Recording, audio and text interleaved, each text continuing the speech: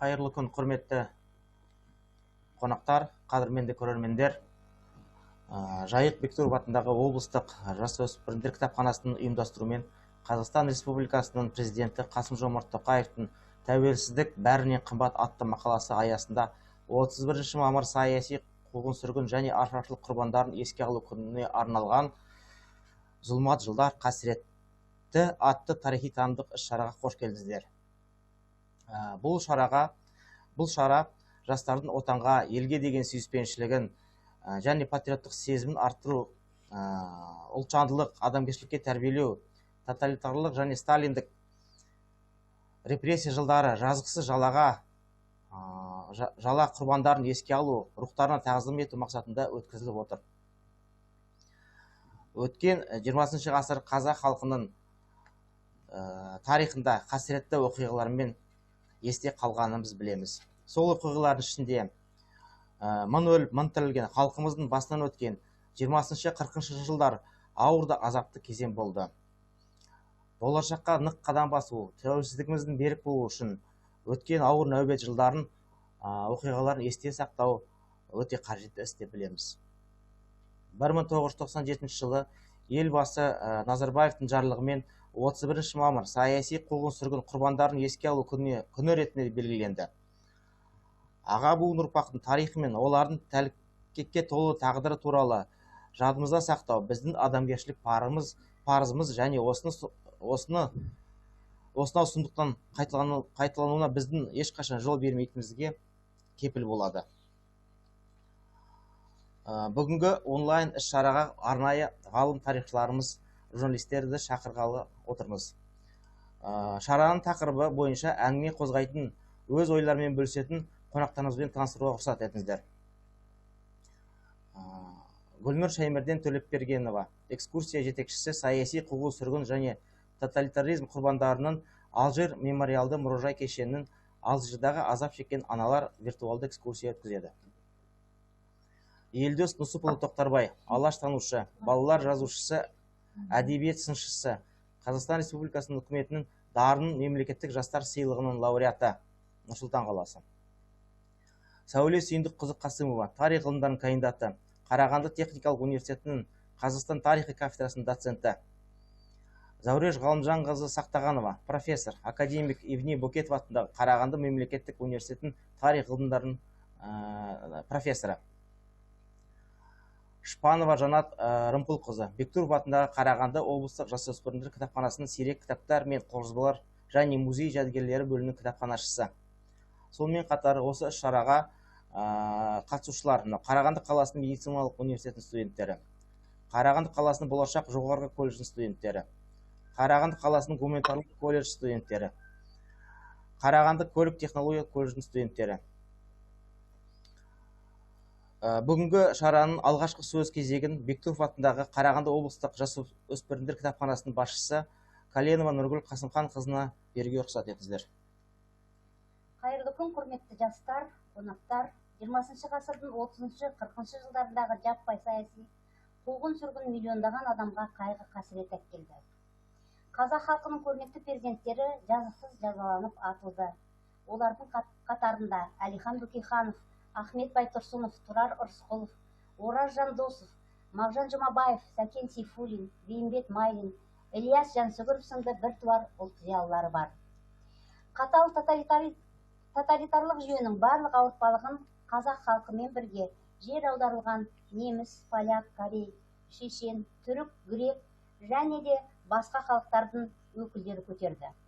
Халық жауларын анықтау жөніндегі қатаң саясаттың салдарынан қуғын-сүргінге ұшырағандардың өздері ғана емес, олардың жақындары да зардап шекті. Олар үшін Қазақстанда Алжир, отанын сатқандар әйелдерінің Ақмола лагері, Қарлақ, Ішкі істер халық комиссариатының Қарағанды лагері, Степлак далалық лагер, арнайы лагерлері құрылды. Сол жылдардағы орасан зор адам шығыны мен тағдыр тауқыметі әрбір азаматтың жүрегіне жара салды.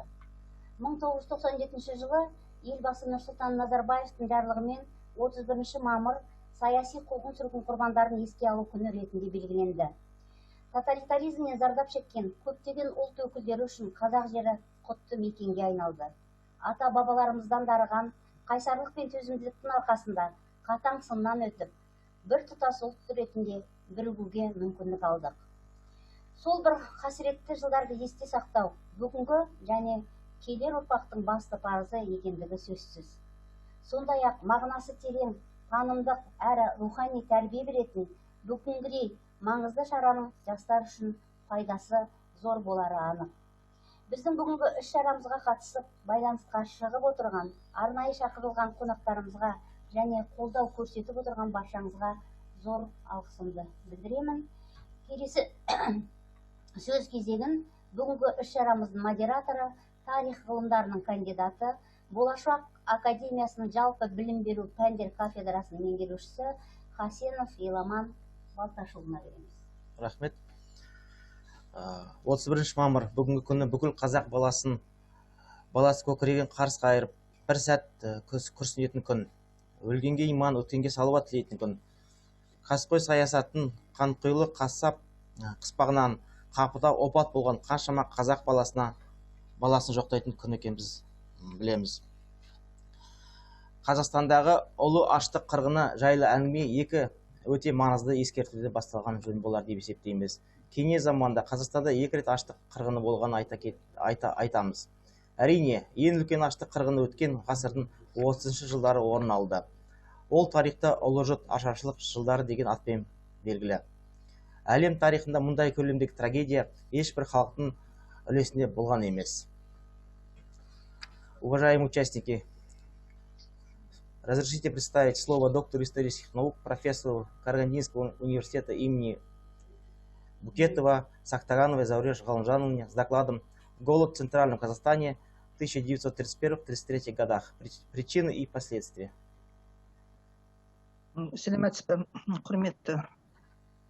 Коллеги, уважаемые коллеги, дорогие студенты, сегодня наша встреча проходит в рамках очень важного дня, который, в общем, 31 мая считается в Казахстане днем памяти жертв политических репрессий. Я хотела попросить разрешить мне презентацию. Отлично, спасибо. И вот одним из важнейших, скажем, событий, видна презентация? Коллеги, видна моя презентация? Да, видно. Вот одно из серьезнейших испытаний, одни из серьезнейших трагических страниц, которые пришлось пройти казахстанскому обществу, казахскому обществу в первой трети 20 века, это был голод массовый, страшные последствия, которые коснулись в том числе территории Казахстана. И вот позвольте мне как раз начать характеристику этого процесса. Всем хорошо известно, что в 20 веке, в советский период, голод 31-33 года, ашаршылық или Великий Джуд, был не первым, не единственным. Очень серьезные последствия политики военного коммунизма и страшный голод разразился в казахской степи еще в 1921-22 годах. И вот голод 31-33 года – это одно из важнейших, серьезнейших, скажем, последствий социально-экономических мероприятий, проводимых советской властью, в частности, коллективизации. И прежде чем вести речь о голоде 31-33 года и говорить о причинах и последствиях, я хотела бы просто остановить свое внимание, поскольку это студенческая аудитория, о том, что понимается под голодом. Несмотря на наличие общепринятого обозначения, что голод – это состояние живого организма, потребности приема пищи, недостаток в крови веществ, необходимых для дальнейшего существования, есть понятие голода, разработанного учеными, которые занимались проблемами голода вообще в мире в разные века, начиная с 15-го, 16-го и так далее. Вот, в частности, американский социолог Майк Дэвис, он говорит о том, что голод – это часть континуума явлений, которые включают такие жесткие последствия предшествующего недоедания, увеличивающегося распространения смертности, связанной с физическим истощением и эпидемией. Очень часто в нашей историографии, в казахстанской, возникает вопрос, и это одна из, на мой взгляд, острых и дискутируемых проблем. Являлся ли голод следствием геноцида, умышленной политики, проводимой в Казахстане, в частности, Москвой, центром?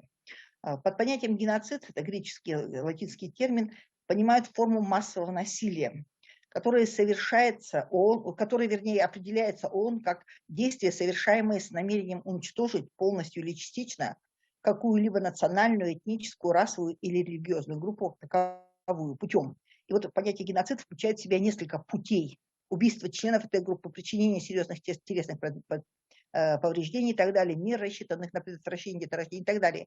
Я не буду все зачитывать, но вот предумышленное создание жизненных условий, рассчитанных на полное или частичное физическое уничтожение этой группы. Сразу хочу сказать, что есть ряд исследователей в казахской историографии, которые обозначают голод 1931-1933 года как явление геноцида.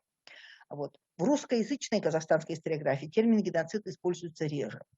Несколько очень сложных конференций, дискутируемых, где принимали участие ведущие казахстанские специалисты, занимающиеся проблемами 20-30-х годов, Жолдус Абылхожин, Талас Умарбеков и ряд других ученых Казахстана, доктора наук, академики, я единодушна в точке зрения с ними о том, что все-таки голод не является политикой геноцида по уничтожению казахов в казахской степи. Потому что на сегодняшний день не обнаружено ни одного документа, который позволяет квалифицировать эти действия как геноцид. Вы знаете о том, что в Украине эти действия признаны как геноцид. В казахстанской историографии мы официально от этой точки зрения отходим. Также исследователи, которые занимались проблемами голода, говорят о том, что голод в 20 веке вообще отличался от голода в предыдущих столетиях двумя существенными факторами. Во-первых, это более сложная картина с точки зрения смертности. Ему предшествовали сложные деструктивные сочетания. Ну и во-вторых, они были последствием двух факторов. Либо комплекса, либо каждого отдельно. Это либо естественные факторы, засуха, наводнение и так далее, либо политические просчеты, то есть государственная политика и так далее. Наша задача уточнить все-таки сейчас, моя задача в этом выступлении, сделать акцент на том все-таки, что являлось основной причиной. Исследователь Амартья Сен, это нобелевский лауреат, который занимался распространением голода в Эфиопии в 20 веке и на рубеже 21-го. Он сделал вывод о том, что в Эфиопии среди скотоводческого населения голод распространялся гораздо более шире, более глубоко. И он делает вывод о том, что кочевое население заплатило более высокую человеческую цену, чем земледельцы. Вот эта закономерность, которая выведена нобелевским лауреатом Сеном, ученым, мирового уровня, она очень характерна для Казахстана. Несмотря на то, что голод охватил весь Казахстан, все полиэтничное, то есть многонациональное население Казахстана, в первую очередь, конечно, более высокую цену заплатили казахи и кочевники. То есть эта закономерность работала и в первой трети 20 века в нашей с вами истории. И еще ряд закономерностей голода, которые были характерны вообще и обозначены целым рядом ученых, именитых ученых академического сборника «Демография голода», она тоже характерна для Казахстана. Это закономерности следующие. Обычно погибает больше мужчин, чем женщин. Следующее. Большинство жизней уносит не голод как таковой, а неизбежно сопутствующие ему болезни. Резко увеличивается число самоубийств, сокращается уровень рождаемости, уменьшается число браков. И в целом массовый голод приводит к серьезным изменениям демографической структуры населения. В частности, резко уменьшается доля детей и стариков и увеличивается доля женщин. Хочется отметить, что последствия голода и сам голод, который был в Казахстане, безусловно, для него характерны закономерности, которые были выведены данными учеными. Перед вами таблица, в которой можно отследить, какие публикации. Их на самом деле по голоду публикаций было довольно много, десятки работ и около десятка различного рода сборников документов вышло. Не одна из самых, а самая первая работа, когда вообще о голоде заговорили вслух на большой арене, это было в конце существования Советского Союза в 1989 году. 3 автора. Это, конечно, Жолдус Абылхожин, крупнейший, известнейший советолог, Макаш Татимов, это демограф, и Манаш Кабасович Казыбаев опубликовали статью «Казахстанская трагедия». И вот в этой публикации впервые шла речь о том, что потери казахов составили 42%. Это более 1 миллиона 750 тысяч человек в Казахстане. После этого есть еще ряд различного рода публикаций, я их не называю. И перед вами вот в этой таблице представлены не только авторы и их работы, но и число потерь, которые были свойственны для Казахстана.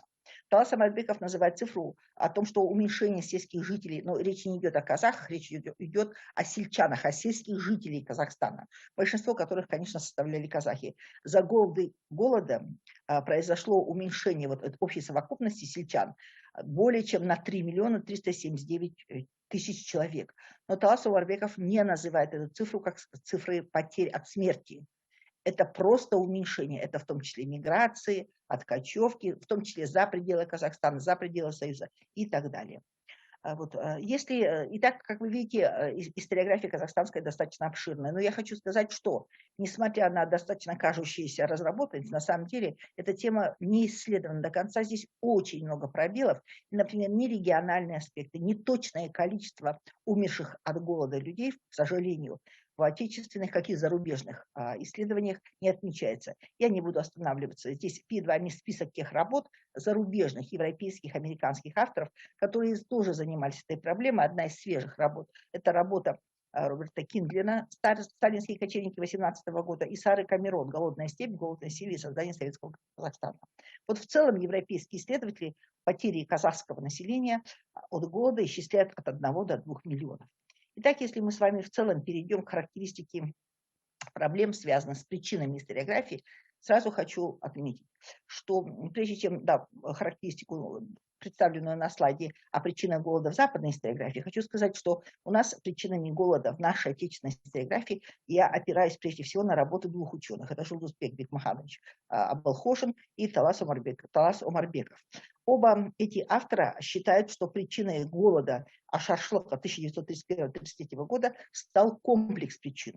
И я соглашаюсь с данными авторами, потому что не только коллективизация, но и сопровождающие явления, такие как первоначально до проведения коллективизации, это массовая дебаизация, то есть раскулачивание баев, конфискация имущества баев, уничтожение байства как прослойка, затем коллективизация, затем процессы насильственного оседания казахов, затем мероприятия, связанные с массовыми скота, мяса, хлеба, заготовки других сельхозпродуктов. Все это в совокупности, на наш взгляд, явилось основной причиной голода среди населения Казахстана. В западной историографии, я просто показываю вам несколько работ, причины разные. Вот и есть авторы, которые, как и казахстанские исследователи, например, Стивен Уикрафт или Изабель Айон, считают, что голод – это следствие вот комплекса мероприятий, перед вами на слайде, их работы, их причины.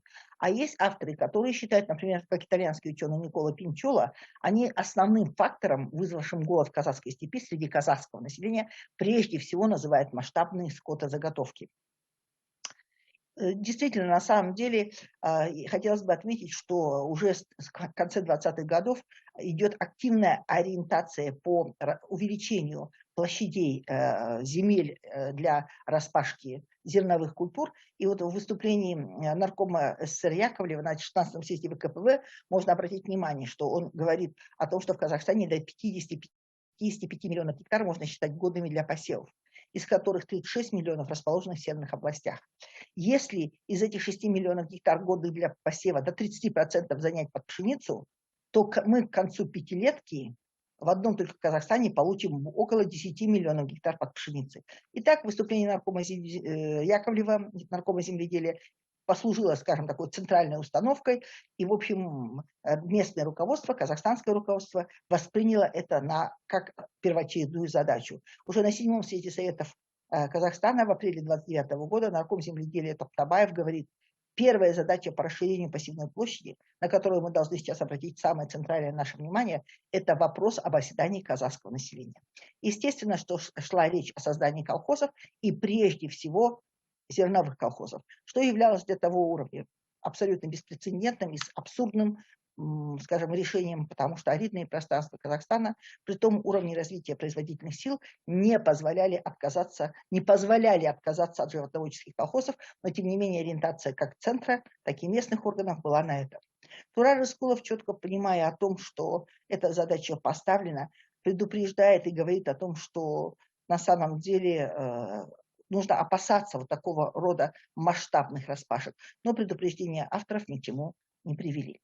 Если мы с вами, и так начинаются массовые процессы оседания, причем оседание осуществлялось самым вульгарным образом, иногда в середине зимы, кочевое население казахское, им просто запрещалось кочевать, их насильственно приводили к оседлости, а концентрация большого количества скота на небольшом пастбищном пространстве, конечно, приводила к массовой гибели. И плюс сопровождавшие процессы оседания, увеличивавшиеся из года в год огромнейшие планы на ското- и мясозаготовки. Ну вот один из несколько примеров Балхашского района, когда в качестве одного лишь за 1930 год в качестве плана на скотозаготовки им было дано задание в 2 раза, только за один, повторяю, 30-й год, в 2 раза превышающее размер поголовья стада всего по району.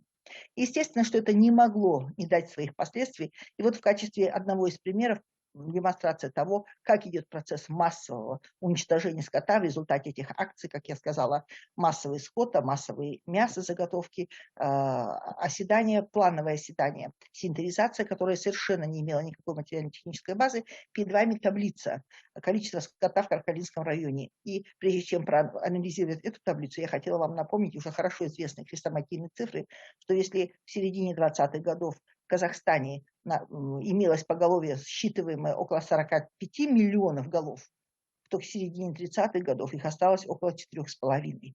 То есть уменьшение общего поголовья произошло в десятки и больше раз. А вот только на примере одного района мы можем увидеть процесс уменьшения поголовья. Обратите внимание, пожалуйста, если в 1929 году количество лошадей, вот в 100% мы берем эту цифру, если вы видите красным, то к 1933 году от 100 количества осталось менее 1. То есть было 112 тысяч поголовья лошадей, а стало чуть более 1000. Аналогичная катастрофическая ситуация происходит, например, с верблюдами. Более 2000 голов было в 1929 году. Осталось, обратите внимание, меньше 0,1%. Резко уменьшается поголовье скота, мелкорогатого, овцы, козы и так далее. Таким образом, если вы проанализируете эти цифры в целом и просчитаете, можно увидеть, что всего за 4 года, с 29 к 33, только в одном районе, Каркаринском районе Карагандинской области, уменьшение общего поголовья скота произошло 54 раза.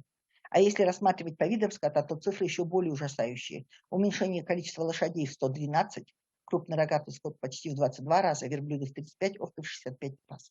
И естественно, что поскольку основное население центрального Казахстана было кочевым казахским населением, скотоводческим, вот эти массовые потери скота в результате и коллективизации, и насильственного оседания, и массовых скота и мясозаготовок, они не могли не сказаться на численность населения в Каркаринском районе. Обратите внимание, пожалуйста, это данные, которые зафиксированы и взяты из архива президента РК.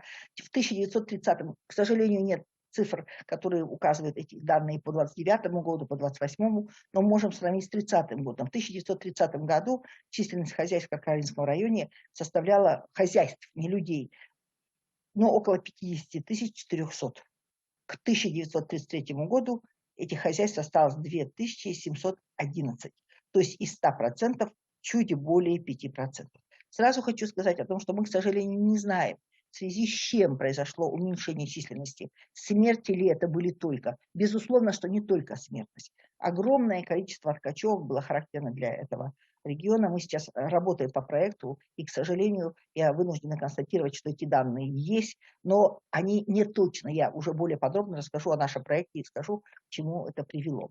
Если вести речь, собственно, о динамике численности в национальном составе, есть исследователи, которые занимались этими проблемами, в частности, наш карагандинский исследователь, доктор наук Козина Валерия Викторовна. И вот она, рассматривая, изучая динамику численности национального состава нашей Карагандинской области, то есть центрального Казахстана, можно сопоставить численность между двумя переписями 1926 и 1939 года. Общее количество, обратите внимание, пожалуйста, этносов, вернее, общее количество населения Карагандинской области за 12 лет межпереписной период увеличилось. Ну, не на очень много, чуть менее, чем на 100 тысяч. Но обратите внимание, как резко произошло уменьшение численности казахского населения. Казахское население, согласно переписи 26 года в Карагандинской области, составляло около 280, не около, а 280 317 человек. А вот что составляло, исходя из 100% контингента населения, 85 с лишним. То есть казахов в Карагандинской области в 26 году, в середине 20-х годов составляло абсолютное большинство. То есть более 3/4. А вот в 1939 году численность казахов составила чуть более 136,5 тысяч человек. И общей совокупности уменьшилась до 1/3. Совершенно понятно и очевидно, я повторяю, что это связано и с массовыми откачевками, это связано со смертями в результате эпидемиологических заболеваний и так далее. Ну и, конечно, одно из последствий – это, безусловно, конечно же, голод.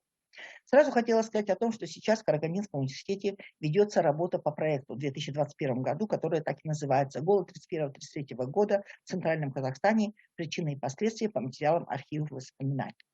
Особенности этого проекта следующие. Во-первых, он носит междисциплинарный характер. Участие в проекте принимают не только историки, но и филологи, юристы, социологи и так далее. На историках, прежде всего, у нас работа в архивах. И с нами сейчас отрабатываются архивы Карагандинской области. Сразу хочу сказать, что вы знаете, очень мало документов. Я работаю в архиве практически 4-й месяц по этой теме.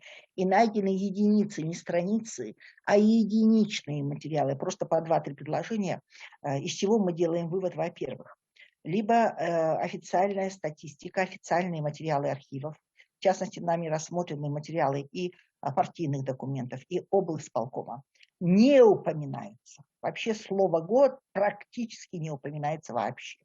Либо это прежде всего, конечно, первая причина, табуирована жестко эта тема была.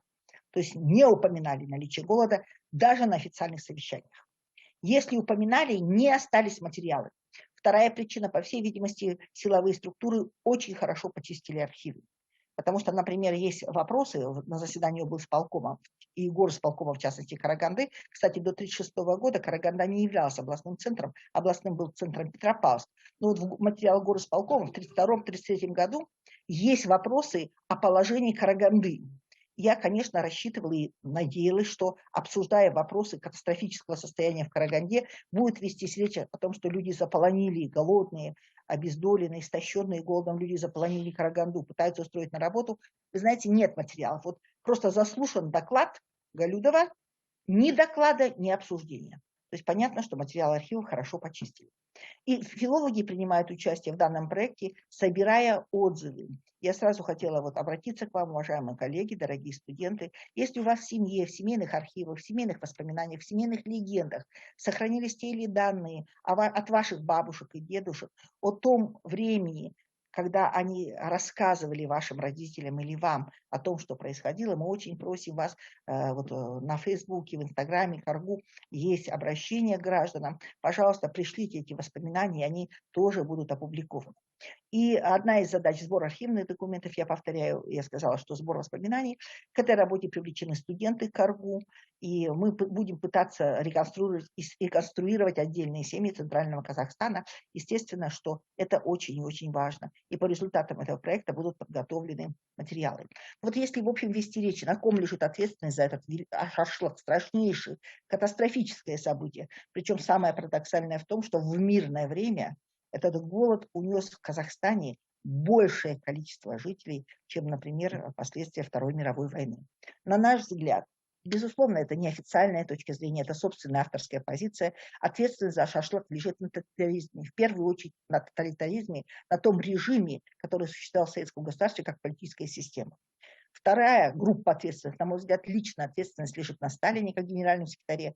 Молотов, Калинин тоже подписывали эти документы. И, конечно, огромная ответственность, мне кажется, лежит на Микояне как наркоме снабжения СССР, который работал в это время. Третья группа – это партии и государства, центральные органы, Москва в целом. Четвертое место, на мой взгляд, четвертая группа – это люди, возглавлявшие Казахстан. Голощекин в первую очередь, но не только. Ораз Исаев, который был председателем СНК, Ерназаров, который был председателем ЦИК, Тура Рыскова, который занимал должность председателя СНК РСФСР. Эти люди первоначально в 27-м, 28-м, 29-м годах поддерживали советы, поддерживали политику центра по усилению коллективизации, по ускорению темпов оседания. И только после 1931 года они стали активно понимать, что происходило в Казахской степи, и активно останавливать страшные последствия. Но что, как обычно говорится, уже было достаточно поздно. Естественно, что ответственность лежит на партии государства, на краевых органах. Не надо снимать ответственности с местных органов, которые очень часто демонстрировали рвение выслужиться и перевыполняли планы. Огромная ответственность лежит на силовых структурах, это НКВД УГПУ. Ну и, конечно, была определенная ответственность на местных активистах. Их называли лжебельсинды, на самом деле это те люди, которые строили карьеру. Занимаясь этими проблемами, сразу хочу сказать о том, что есть целый ряд проблем в исследовании голода сегодняшний день. Они касаются не только нашего проекта, они касаются изучения голода в Казахстане в целом. Это, к сожалению, непрофессиональный подход к исследованию политизации проблемы. Это очень серьезная проблема, потому что когда научная проблема приобретает определенные политические оттенок, это крайне опасно. Конъюнктура в исследовании данной проблемы историками. До сих пор, к сожалению, закрыты архивные фонды, нет доступа к документам. Если в этом смысле Россия рассекретила даже материалы ФСБ, попасть в КНБ или ДВД практически невозможно тому, кто не имеет секретную справку доступа. А таких единицы. Нет системного подхода в изучении единицы комплексных публикаций, монографических в том числе, нет региональных исследователей. И, конечно, сильный отрыв от зарубежной историографии по проблеме. Нет, на наш взгляд, честного контакта научного в исследовательском поле между зарубежными исследователями американскими, европейскими, российскими и казахстанскими. Ну и частные проблемы, которые являются очень большими. Например, при учете убыли казахского населения необходимо проводить сопоставление с общей численностью казахов в СССР, нужно учитывать косвенные стандарты и так далее. То есть, на наш взгляд, эта проблема причин и последствий голода имеет очень серьезные, скажем, необходимость серьезного фундаментального обращения к ней. Я надеюсь, поскольку сейчас идет год, когда активизируются процессы реабилитации жертв политических репрессий, мне кажется, что эта тема будет изучаться активно, не только в Караганде.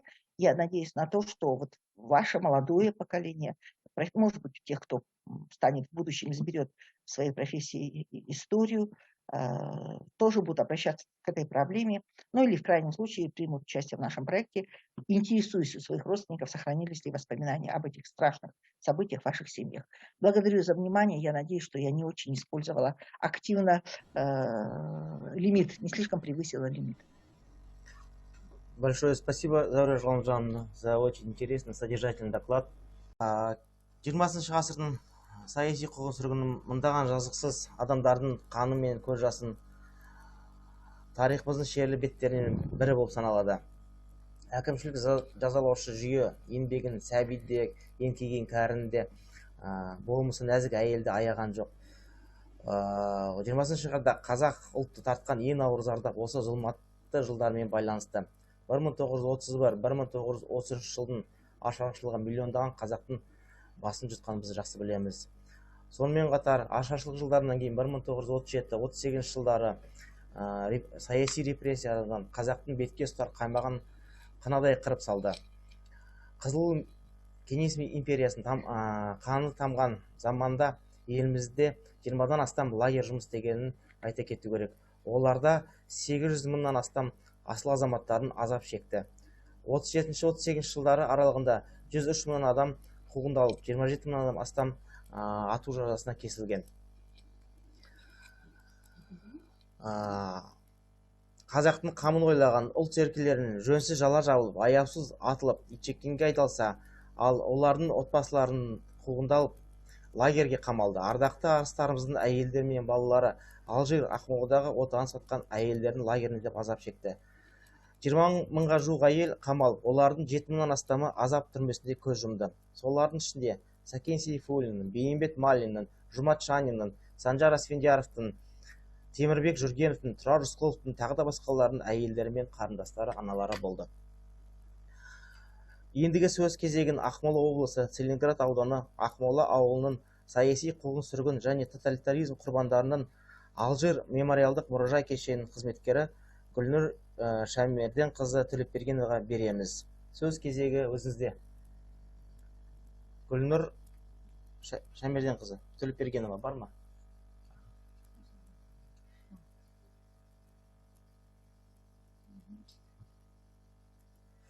Қаймағы деуге болады, зиялы қауымдардың барлықтарын осы репрессия жылдарында ату жазасына жіберілді. Жоғарыда Бөкей ханы Байтұрсыновтардың түрмеде отырған кезеңдерін көруге болады. Төменде Бейімбет Майлин Сәкен түрмеде отырған кезең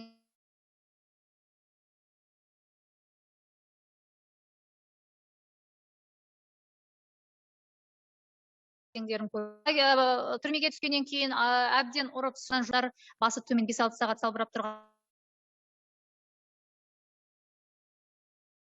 туғаннан басына қан кетіп не айтып не қойғандарына қолтықтар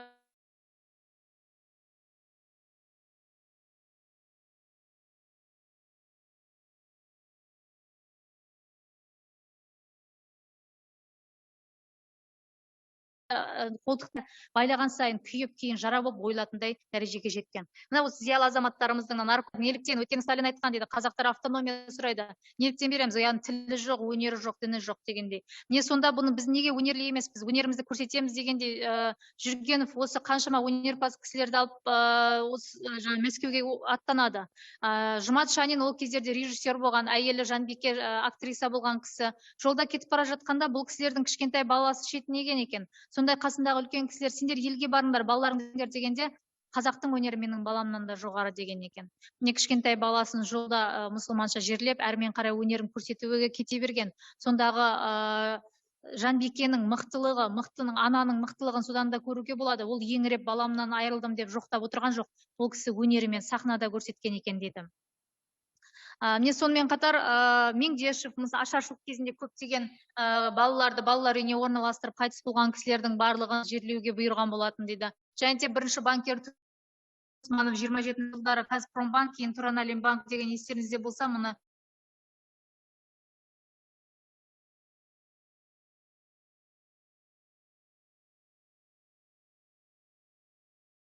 сол кездерде 27 жылы осы банкіміз өнер көрсетіп кешке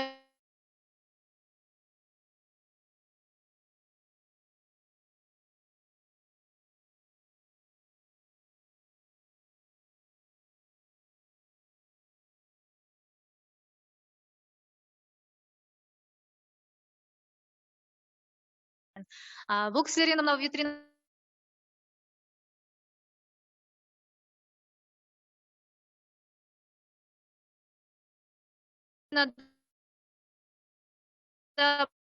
барлықтары да Абай Құнанбаевтың балалары Микаил және Тұрағұл, Мағжан Жұмабаев, журналистер, бұл жерде дәрігерлер, барлық саланың қызметкерлері. Мысалы, Мәншік Мәметованың әкесі Ахмет Мәметов. Мәншік Мәметова неліктен жап-жас кезінде соғысқа аттанды. 16-17 барлығы репрессия жылдарында әке шешемізді ақтап аламын.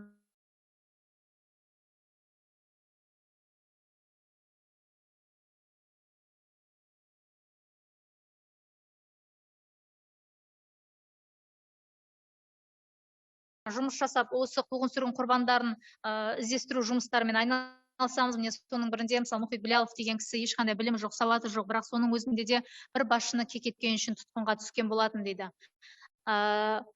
Сонда қазір ол кездерде күлкілі жағдай, бір әже кісіге қабырғада Сталиннің суреті тұрған екен. Сонда әже мынау кімнің суреті дегенде, білмеймін қарағым, бір орыстың суреті шығар, балалар газеттен қиып әкеп қойды деген екен. Сонда сол кісіні қайтадан үйінен алып кетіп, қайтадан үйіне оралмаған. Ол уақыттарда туысқан сатып жіберген, көршіні сатып жіберген. Міне бұл кісілердің өздерін атқанымен қоймай, әйелдерін лагерге жапты, балаларын балаларына жапты. Сол жайында екінші қабатта сіздерге қысқаша айтып өтейін. Осы зиялы қауымның сұлуда жас әйелдері қандай осындай жас шақтарын қиыншылықта бастарынан кешкендігі. Міне бұл осы аналарымыздың лагерге дейінгі фото суреттерін көре аласыздар.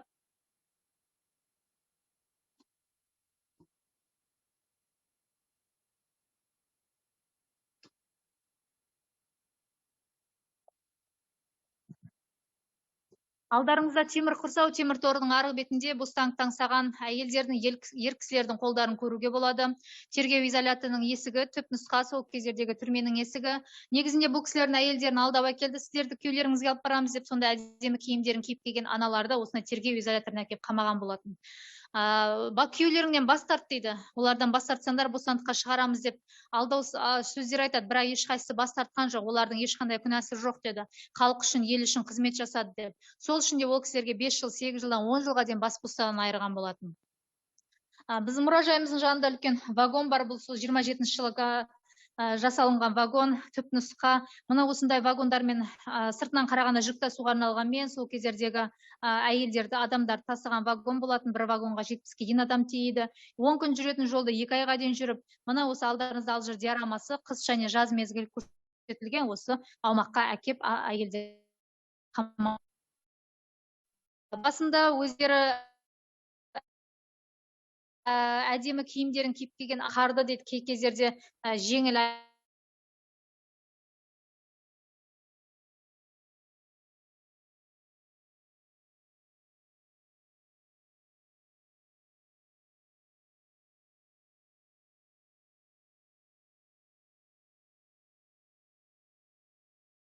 өздері сабан кірпішті құйып отырып салып алған болатын. Жалаңаш көлі, көлдің айналасында әйелдер жұмыс жасады.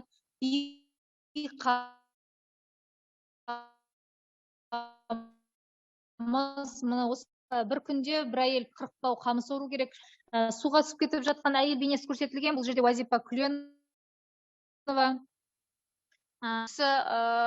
Қамыс орып жүріп, мұз ойылып кетіп, суға түсіп кеткен екен. Үсті малмандай болып су болып шыққан ана күзетшіге барып, мен суға түсіп кеттім, бараққа жіберіңізші дегенде, сен әдейі түсіп кеттің, қашып кету үшін, бар да жұмысыңды аяқта деген екен.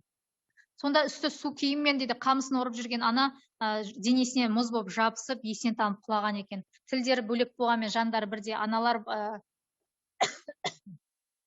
кешіріңіздер, үстінде киімін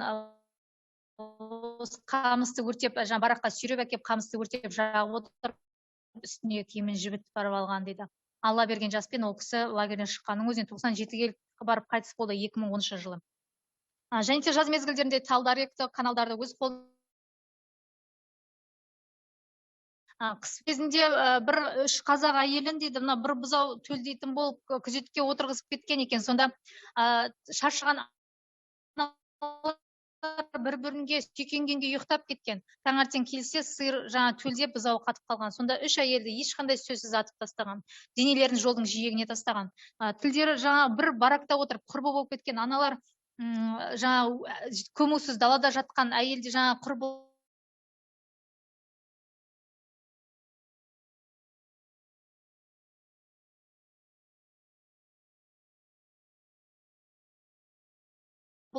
бұларын көрген кезде жүректері қанжылайтын болған. Енді тағыр қамыс орып жүргенде тікен тысының арғы бетінен қамыстың арасына 5-6 қария кісі келіп, мерелері бар, балалар сөмкелерінен жаңағы тас алып, ақ тастарды лақтырып жатыр еді әйелдерге. Сонда аналар айтқан ғой, мына кісілер неге балаларына қой деп айтпайды, біз не жаздық бұларға деп. Сонда үн-түнсіз қамыстың арасына кіріп кете берді. Бірде сол кездерде күзетшіді мазақ қылып күліп, көрдіңдер ма, сендерді кішкентай балада үлкен кісі де жек көреді, сендерді Мәскеуде жек көреді, сендер жаусын деген екен. Үзбенің исі. Балшыққа былғанған бір ақтас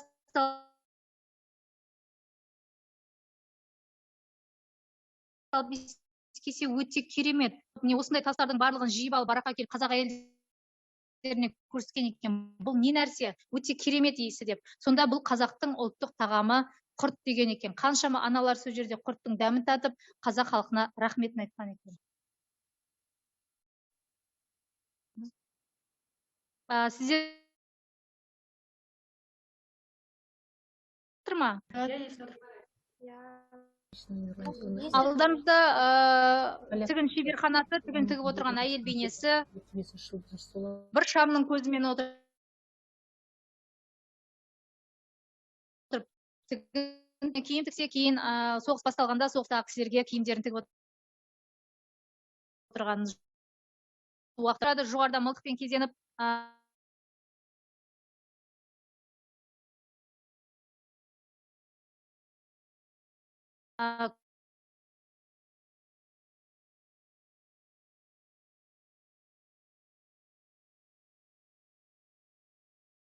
күзетші отырар қандай достары болды дегенде.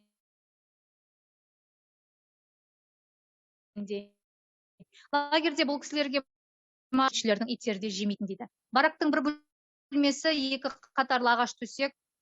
Бұл төсектің үстіне осы орған қамыстарын төсеніш ретінде пайдаланған. 2 жасқа дейін балалар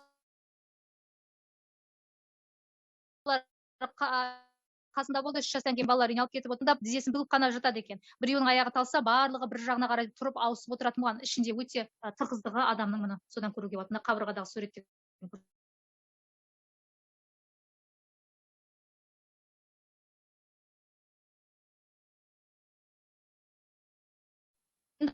сайын көптеген осы алжир тұтқындары бұлардың да басынан өтпеген қиыншылығы жоқ. Мысалы ГУЛАГтың картасы 500-ге жуық лагерь бар ГУЛАГтан Қазақстан жерінде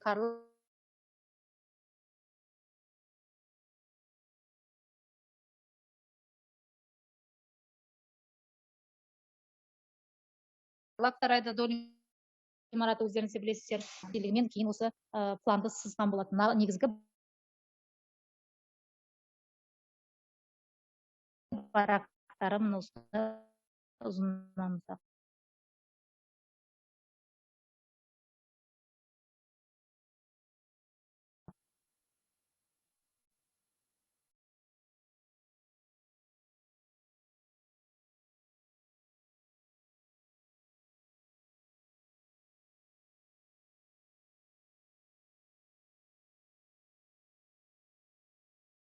Бейімбет Малин әйелі Күнжамал Малин деген екен, сонда ескен сол үйдің ер кісі, болмаса бір қойдан шығарсақ та осы 50 қой деген.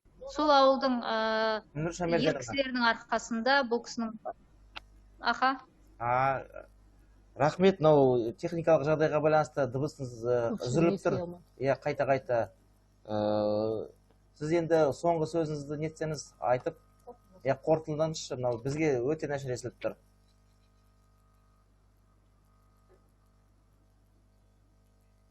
Жаңағы кісілер естілтегеннен кейін айтып жатыр едім. Енді қорытындылағанда бізде осы енді қазіргі таңда бұл кісілердің ұрпақтары біздің мұражайымызға келіп хабарласып тұрады, шетелде тұрғандары да. Енді осы музейдің ішкі келбетін кішкене көрсетіп өтейін. Енді жылдарында бұл азамат осындай аналарымыздың мықтылығынан аман қалып, осынша қаншама қиыншылықтан да аман қалып, бұл кісілер өздерінің елдеріне барды, өздерінің үйлеріне келіп балаларымен қауышқан қаншама ана болды. Айтады жаңа әйелдің 40 жаны бар деп, қаншама қиыншылық көрсе де, бұл кісілер осы аман қалып балаларына қауышуға армандаған аналар болатын. Рахмет. Рахмет, өте қызықты негізде. Сұрақтарыңыз болса қойсаңыздар болады, өйткені жаңа бір естімей жатыр деп жатыр. Жалпы енді сол мұражайға барып, тікелей барып көретін жалпы не екен бұл? Негізінде өздеріңіз келіп көргенге әрине не жетсін, ол нағыз онлайн арқылы емес, кәдімгі көзбен көргенге ештеңе жетпейді. Жақсы, рахмет. Бізде сұрақ жоқ. Сіздің қатысқаныңызға, өзіңіздің ойыңызбен бөліскенге көп рахмет. Онда біз арман қарай жалғастырайық шараны. Мынау Сталинге табынушылық немесе ер басына күн туса халық жаулары болып атылып кеткен алаш азаматтары жөнінде айтып өтуге де болады. Үлкен террордың басталуы, енді бұл жаңағы саяси репрессия, ұлттық интеллигенцияның қосылып тұр. 1937 жылдың 5 тамызда деп есептеледі. Бұл Сталиннің антисоветтік элементтерді құрту туралы бұйрыққа қол қойған күні деп айтуға болады. Осыған орай Политбюроның арнайы шешімі әр республика бойынша репрессиялануға тиісті адамдардың квотасы белгіленді. Жергілікті партия органдары, НКВД-ның басқармалары бұл шешімді өте бір жаңағы жанталаса орындап жатты. Тіпті көпшілік аймақтардан Сталин мен халық комиссары Ежовтың атына өлім лимитін өсіріп белгілеп беру туралы хаттарда үздіксіз ағылып жатты. Сөзсіз жаңағы конвейер дүрілдеп жұмыс істеп кетті. Ерекше үштік ешқандай сотсыз тергеу тексерусіз кез келген адамды ату жазасын кесіп немесе абақтыға жаба салып жатты. Бұл енді мынау рационалистік бір жаңағы жасалған дүние, адамның жаңағы репрессиялап ату жазасын кесудің. Сондықтан мынау осы келесі сөзімізді тарих ғылымдарының кандидаты, Қарағанды техникалық университетінің Қазақстан тарихы кафедрасының доценті Сәуле Сүйіндікқызы Қасымовға беруге рұқсат етіңіздер. Кеңес одағы ұлт саясаты мәселелері ұлт зиялылардың тергеу істеріндегі тақырыптағы баяндамасымен сіздерге сөз сөйлейді. Саламатсыздар ма? Құрметті бүгінгі конференцияға қатысушы қауым. Біз конференцияның тақырыбын барлығымызға таныс. 1937-38 жылдардағы жаппай сталиндік репрессия туралы айтқан кезде міндетті түрде сол репрессияға ұшыраған жаңағы ұлт зиялылары, оның ішінде біздің қазақ қайраткерлері, мемлекеттік қызметте жұмыс жасағандар, алаш қайраткерлері, олар не себептен, қандай себеп бар олардың барлығы халық жауы болып атылып кетуіне? Міне соған терең үңілуді қажет етеді. Енді осыған айтатын нәрсе, бізге қазақ зиялыларының 101 мың адам репрессияға, қуғын-сүргінге ұшырады, оның 25 мыңы атылды дейміз. Соның ішіндегі алаш зиялылары бастаған, Әлихан Бөкейханов бастаған ұлт зиялыларының барлығының халық жауы болып атылып кету себебін туралы бізге нақты жауап алуға, олардың мынау Ішкі істер халық комиссариатының, ұлттық қауіпсіздік кеңесінің жаңағы архивтеріндегі құжаттарды зерделеу, соған жауап беруге мүмкіндік береді. Сонымен қатар, осы жалпы кеңес одағы орнағаннан кейін 1917 жылдан бастап осы 37 жылға дейінгі аралықта 20 жылдың ішінде біздің өзіміздің Қазақстанға қатысты айтатын болсақ, жалпы кеңес одағының тарихын айтқанда біз бірыңғай қаралап, немесе бірыңғай ақтаудан аулақпыз. Осы кезең аса үлкен күрделі кезең. Бұл кезеңде әлеуметтік, экономикалық шаруашылық, экономикалық индустрияландыру мысалы даму да жүріп жатты. Сонымен қатар 30-шы жылдардағы, 20-шы жылдардың бірінші соңынан бастаған алаш зиялыларын тұтқындаудан бастаған, одан кейін олар қайтадан бір босап келгеннен кейін 37-38 жылдардағы жаппай жаңағы сталиндік қуғын-сүргінде барлығының атылып кетуі, міне бұл осы кезеңдегі дамумен, яғни күнгейімен, қасіретімен жетістігі қатар жүрген кезең деп айтуға болады. Осы кезеңде біз ұлт зиялыларының тергеу құжаттарын зерделеудің нәтижесінде кеңес одағының өздерінің 1917 жылы орнағаннан бастап жариялап келе жатқан кеңес одағындағы ұлт саясатын жасампаз етеміз деген ұрандарының нақты іс жүзінде қалай іске асқандығы туралы бізге ұлт зиялыларының тергеу құжаттары соның айнасын, бет-пердесін ашып бере алады. Ең алдымен 1917 жылы қазан төңкерісінен кейін, бір жұма өткеннен кейін, 1917 жылдың 2 қарашасында атақты құжат қабылданды. Ресей халықтары құқықтарының декларациясы деген. Міне осы құжатта былай деп айтылды. Лениннің жаңағы Калинин екеуі қол қойған құжатта Ресейде тұратын барлық ұлттар мен ұлыстар, барлық этностар енді мінекей қазан төңкерісінің нәтижесінде өздерінің дінін, тілін, мәдениетін дамытады. Өздеріңіздің ұлттық мемлекеттіліктеріңізді қалай сіздерге ұнайды солай құра беріңіздер. Тіпті қажет десе, Ресейден бөлініп дербес шығуға да құқықтарыңыз бар деп айтылды.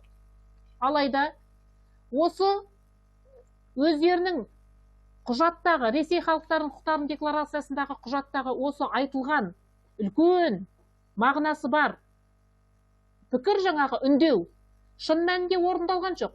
Іле-шала бір айдан кейін ұлттық автономия құруға ұмтылған алаш автономиясы 1918 жылдың ақпанында Қоқандағы Түркістан автономиясы Мұстафа Шоқай басқарған барлығы қудалауға көшті. Барлығын күшпен жойды. Одан кейін тарихтан белгілі азамат соғысы кезінде алаш зиялылары, алашорда мүшелері, бұлардың барлығы кеңес үкіметіне қарсы күрескені. Міне сонда қарап отырсақ, кеңес одағы әуел бастан өздерінің жариялаған құжаттарындағы ұлтқа қатысты берген уәделерін орындаған жоқ. Бұл нені көрсетеді? Бұл яғни бұрынғы патша үкіметі кезіндегі империялық отаршылдықтың кеңес үкіметі орнағаннан кейін большевиктік, пролетарлық отаршылдықпен алмасқанын көрсетеді. Яғни отаршылдық әрі қарай жалғасты деп айтамыз. Сонымен қатар келесі бір құжат 1923 жылы 17-23 сәуірде Мәскеуде партияның 12-ші съезі өтті. Осы съезде қабылданған үлкен шешім кеңестер одағындағы ұлт саясатын жақсарту болды. Яғни, былай деп айтылды, бұрынғы қорлықта, кемдікте жүріп қарған ұлттардың, Россияның еңбекші ұлттар мен Россияның еңбекші табының арасын жақындастыру, бұрынғы қожа болып қалған орыс ұлтынан уақ ұлттардың сенімсіз орыс ұлтына кішкентай ұлттардың, ұсақ ұлттардың сенімсіз қарауын жою, мекемелерде істі сол ұлттардың өзінің ана тілінде жүргізу, мекемелердің басқармаларына жергілікті ұлттардың адамдарын көптеп кіргізу қажеттігі туралы шешім қабылданды. Ал енді осы 12-ші съездегі, яғни ұлт саясаты кеңінен қаралған съездің шешімдері шынымен әрі қарай орындалды ма? Міне бұл қабылданғаны ол қабылданды, біріншіден қабылданды, ал енді оның орындалуы әлгі медальдің екінші жағындағындай ол басқаша болды. Шын мәнінде осы ұлт саясатының жарияланған осы 12-ші съездегі ұлт саясатына байланысты шешімді орындау үшін осыны басшылыққа алған сол кездегі Қазақстанның басшылығында жұмыс істеген қазақтың ұлт қайраткерлері өздерінің барын жанын салды. Бұл кезде естеріңізге сала кетейік, тарихтан белгілі 20-шы жылдардан бастап жалпы алаш зиялыларын қуғындап мемлекеттік басшылық органдарға енгізген жоқ. Олар ғылыми, шығармашылық жұмыстармен айналысты.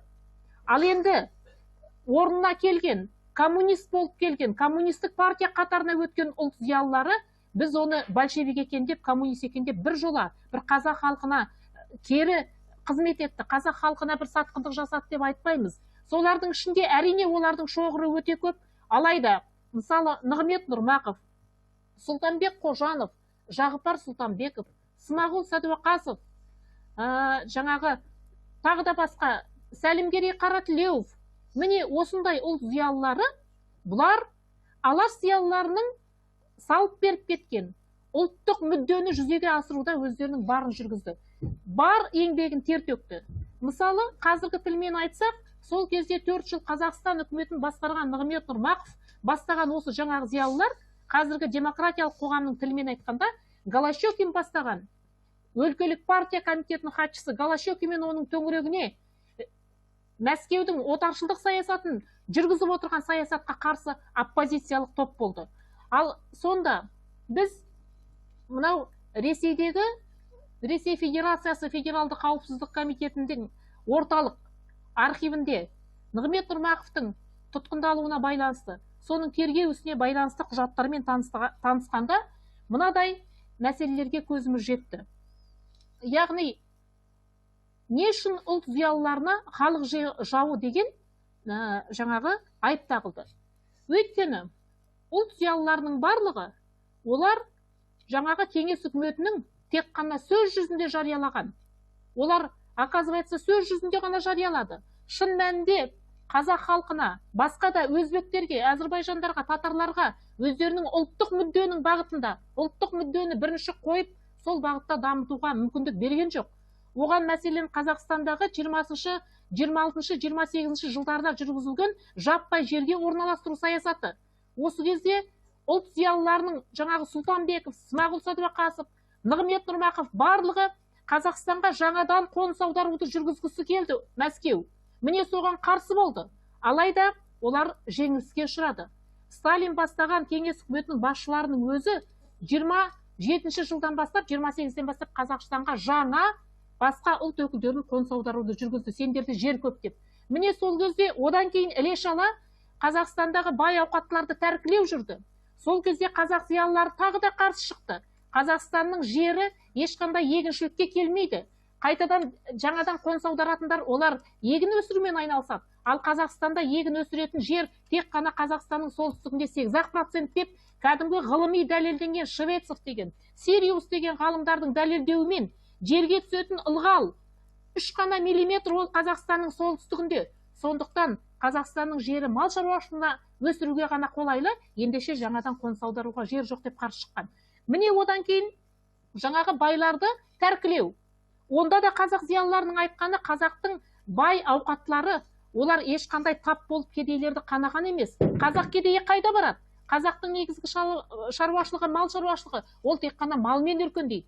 Сондықтан байларды тәркілемей, оларды жаңа қуғындамай, малы көп бай шаруашылықтарға салық саясатын жүргізіп, оларға салықты мейлінше көп салып, содан кейін сол салықтан түскен қаражатқа сол жергілікті жерге қор құрып, сол жерге мектеп, аурухана, сол жердің экономикасын дамытатын жаңағы іспен айналысу керек деді.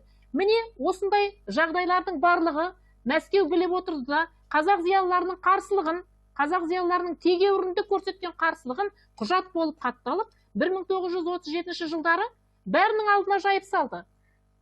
Мынаған қарсы болғансыңдар жерге орналасуға, кәмпескелеуге қарсы болғансыңдар, Қазақстанға жаңадан қоныс аударуға қарсы болғансыңдар деп осының барлығын жайып салып, құжат болып хатталып, қазақ зиялыларының жазықсыз атылып кетуіне әкелді. Яғни біз бұдан нені көреміз? Кеңес үкіметінің ұлт зиялыларының тергеу құжаттарындағы, бұның ішіндегі мен Нығмет Нұрмақовтың жаңағы Ресейдің ФСБ-нің архивіндегі құжатын дәлелдеп келтіре аламын.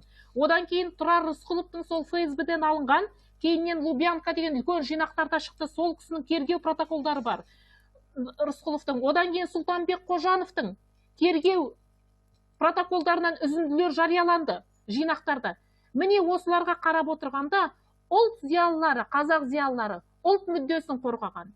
Алайда ұлт мүддесін қорғағандары үшін кеңес үкіметінің өзінің бұрмаланған, бұрынғы патшалық отаршылдықтың ісін жалғастырған тек сөз жүзінде қалған ұлт саясатын орындамағанын көреміз. Ұлт саясаты мен кеңес үкіметінің сөз жүзінде жарияланды, бірақ іс жүзінде мүмкіндік берген жоқ. Қазақ зиялыларының ұлт мүддесін іске асырудағы екеуінің ойлары қабысқан жоқ. Міне осы себептерден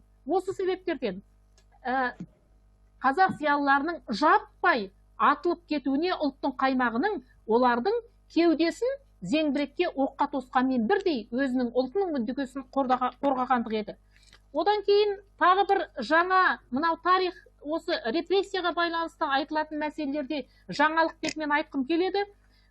Сонымен қоса жаңағы 30-33 жылдардағы Қазақстандағы аштық мәселесі.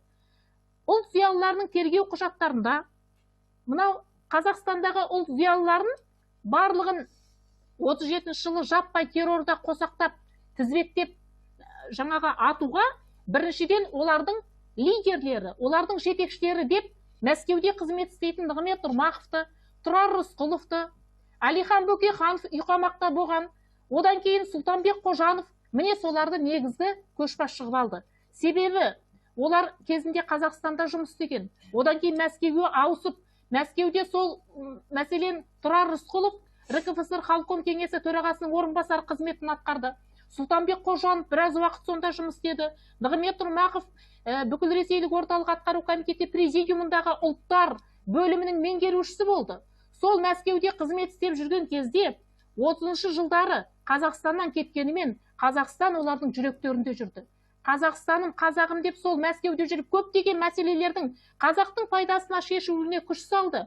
Сондай-ақ 30-32 жылдардағы Қазақстанда аштық болған кезде Нығмет Нұрмақов, Тұрар Рысқұловтар соны тоқтатуға күш салды.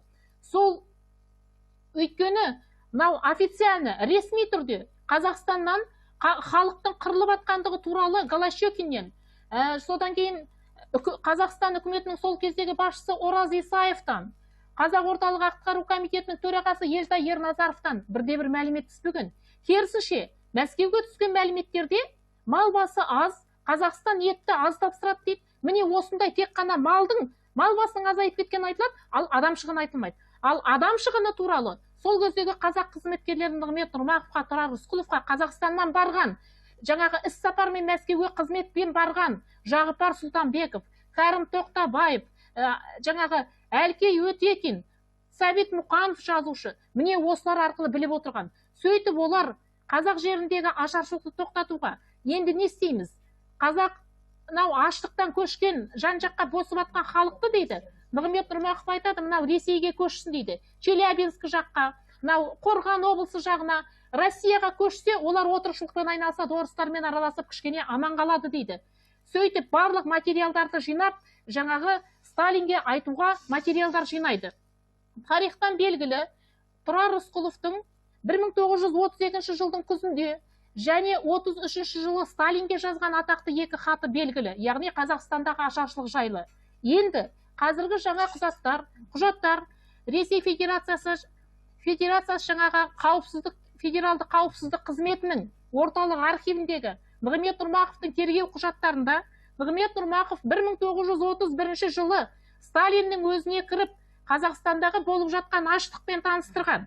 Бұл туралы кезінде тарих ғылымының докторы, белгілі көрнекті ғалым Талас Омарбеков Қазақстаннан біздің архив материалының өзінің тапқанын айтқан болатынды. Яғни Голощекин Сталинге Нығмет Нұрмақовтың Мәскеуде жүріп Қазақстандағы ашаршылықтың болып жатқаны туралы хабар беріп айтқан туралы оған жаңағы өзін ақтап оправдание жасап Голощекин хат жолдаған.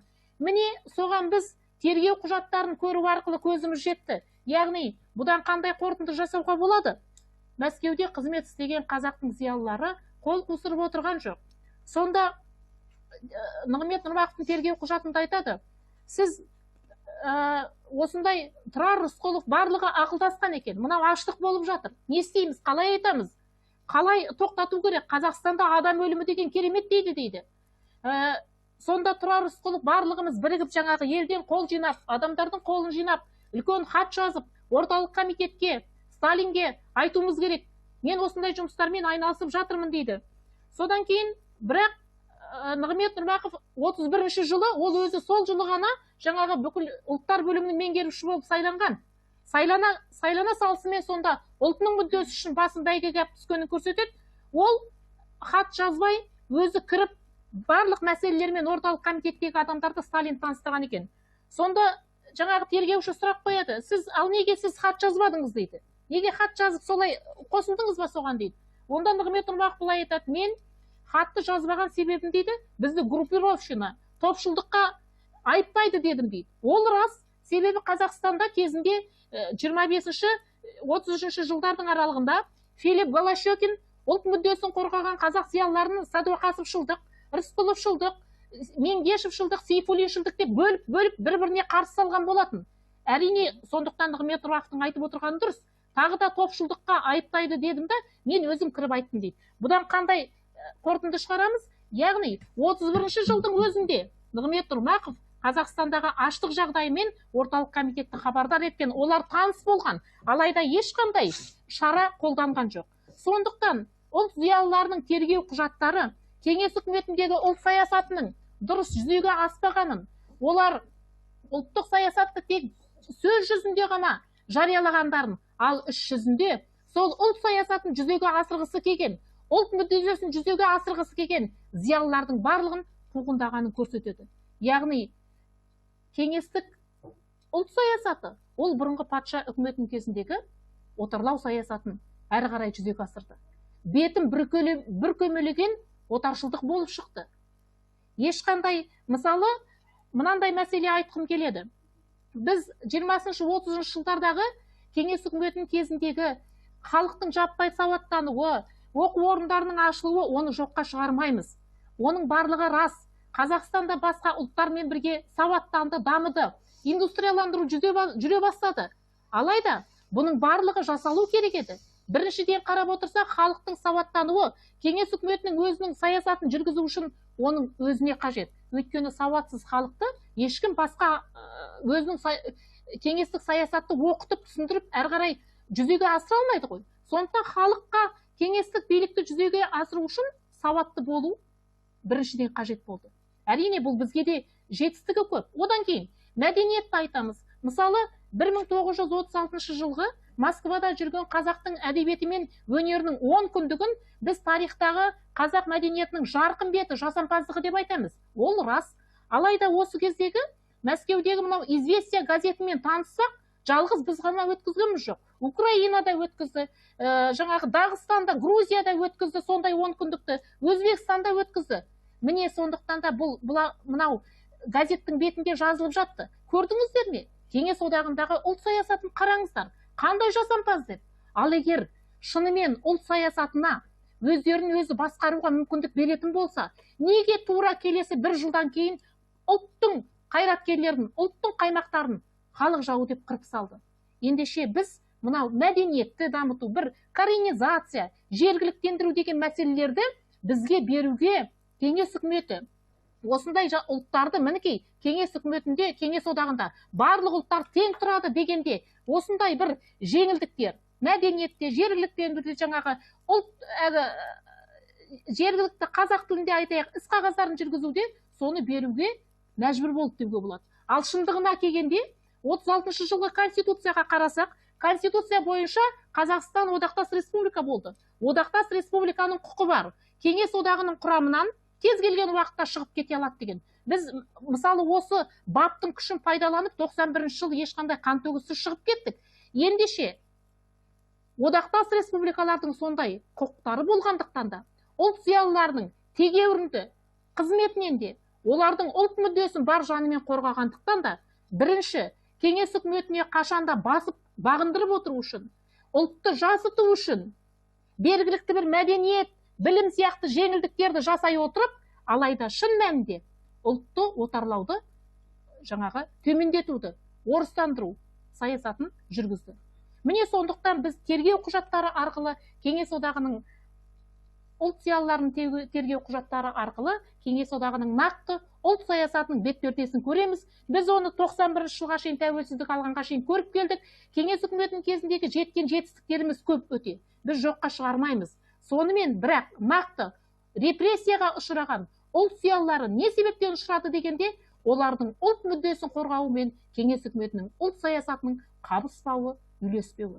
Міне сондықтан мынау Әлихан Бөкейхановтың салып кеткен қазақ халқына қайтсем қызмет етпей қоймаймын деген саясаты, алаш зиялыларының саясаты, соның барлығын 20-30 жылдардағы Қазақстанның басшылығында болған, кейіннен Мәскеуге қызметке ауысқан ұлт зиялылары жанын беріп жүзеге асырды. Сондықтан да мынау Қазақстандағы ұлт зиялыларын топтап, барлығын жаңағы пантүріктік орталық құрған деп, тек қазақтарды ғана емес, татарларды, өзбектерді, дағыстандарды, қырғыздарды, түркмендерді, бұлар пантюркистер, пантюркистік орталық құрып, осы өздерінің республикаларын кеңес үкіметінен бөлініп, Жапонияның протекторатындағы мемлекет құрайын деп отыр дегенде, соның бәрін осы ұлт республикаларындағы ұлт қайраткерлерінің, олардың білімділігінен, олардың өзінің ұлты үшін бұрында жанқиярлықпен қарсылық көрсетіп келді. Енді әлі де жаңағы 36 жылғы одақтас республика болған конституциядағы бап шеңберінде болашақта бөлініп кетеді-ау деген мәселені болдыртпау үшін ұлт зиялыларын осылай толығымен халық жауы атандырып жойып салды. Себебі басшысы болмаған ұлт, ол қашанда жасық болады. Басшысы болмаған ұлт, білімдегі адамдары жойылған ұлт, ол ұлт ретінде бірте-бірте жаңағы екінші біреуге бағынышты болады. Міне сондықтан да осы жаңа архив құжаттары осы кезеңнің жақсылығымен бірге күнгейін, көлеңкесін, оның ішіндегі көптеген осындай кеңес үкіметінің нақты ұлт саясатының бет-пердесін аша отырып, біздің ұлттық зиялыларының, біздің қайран бабаларымыздың өзінің ұлты үшін өмірі қиғандығын дәлелдейді.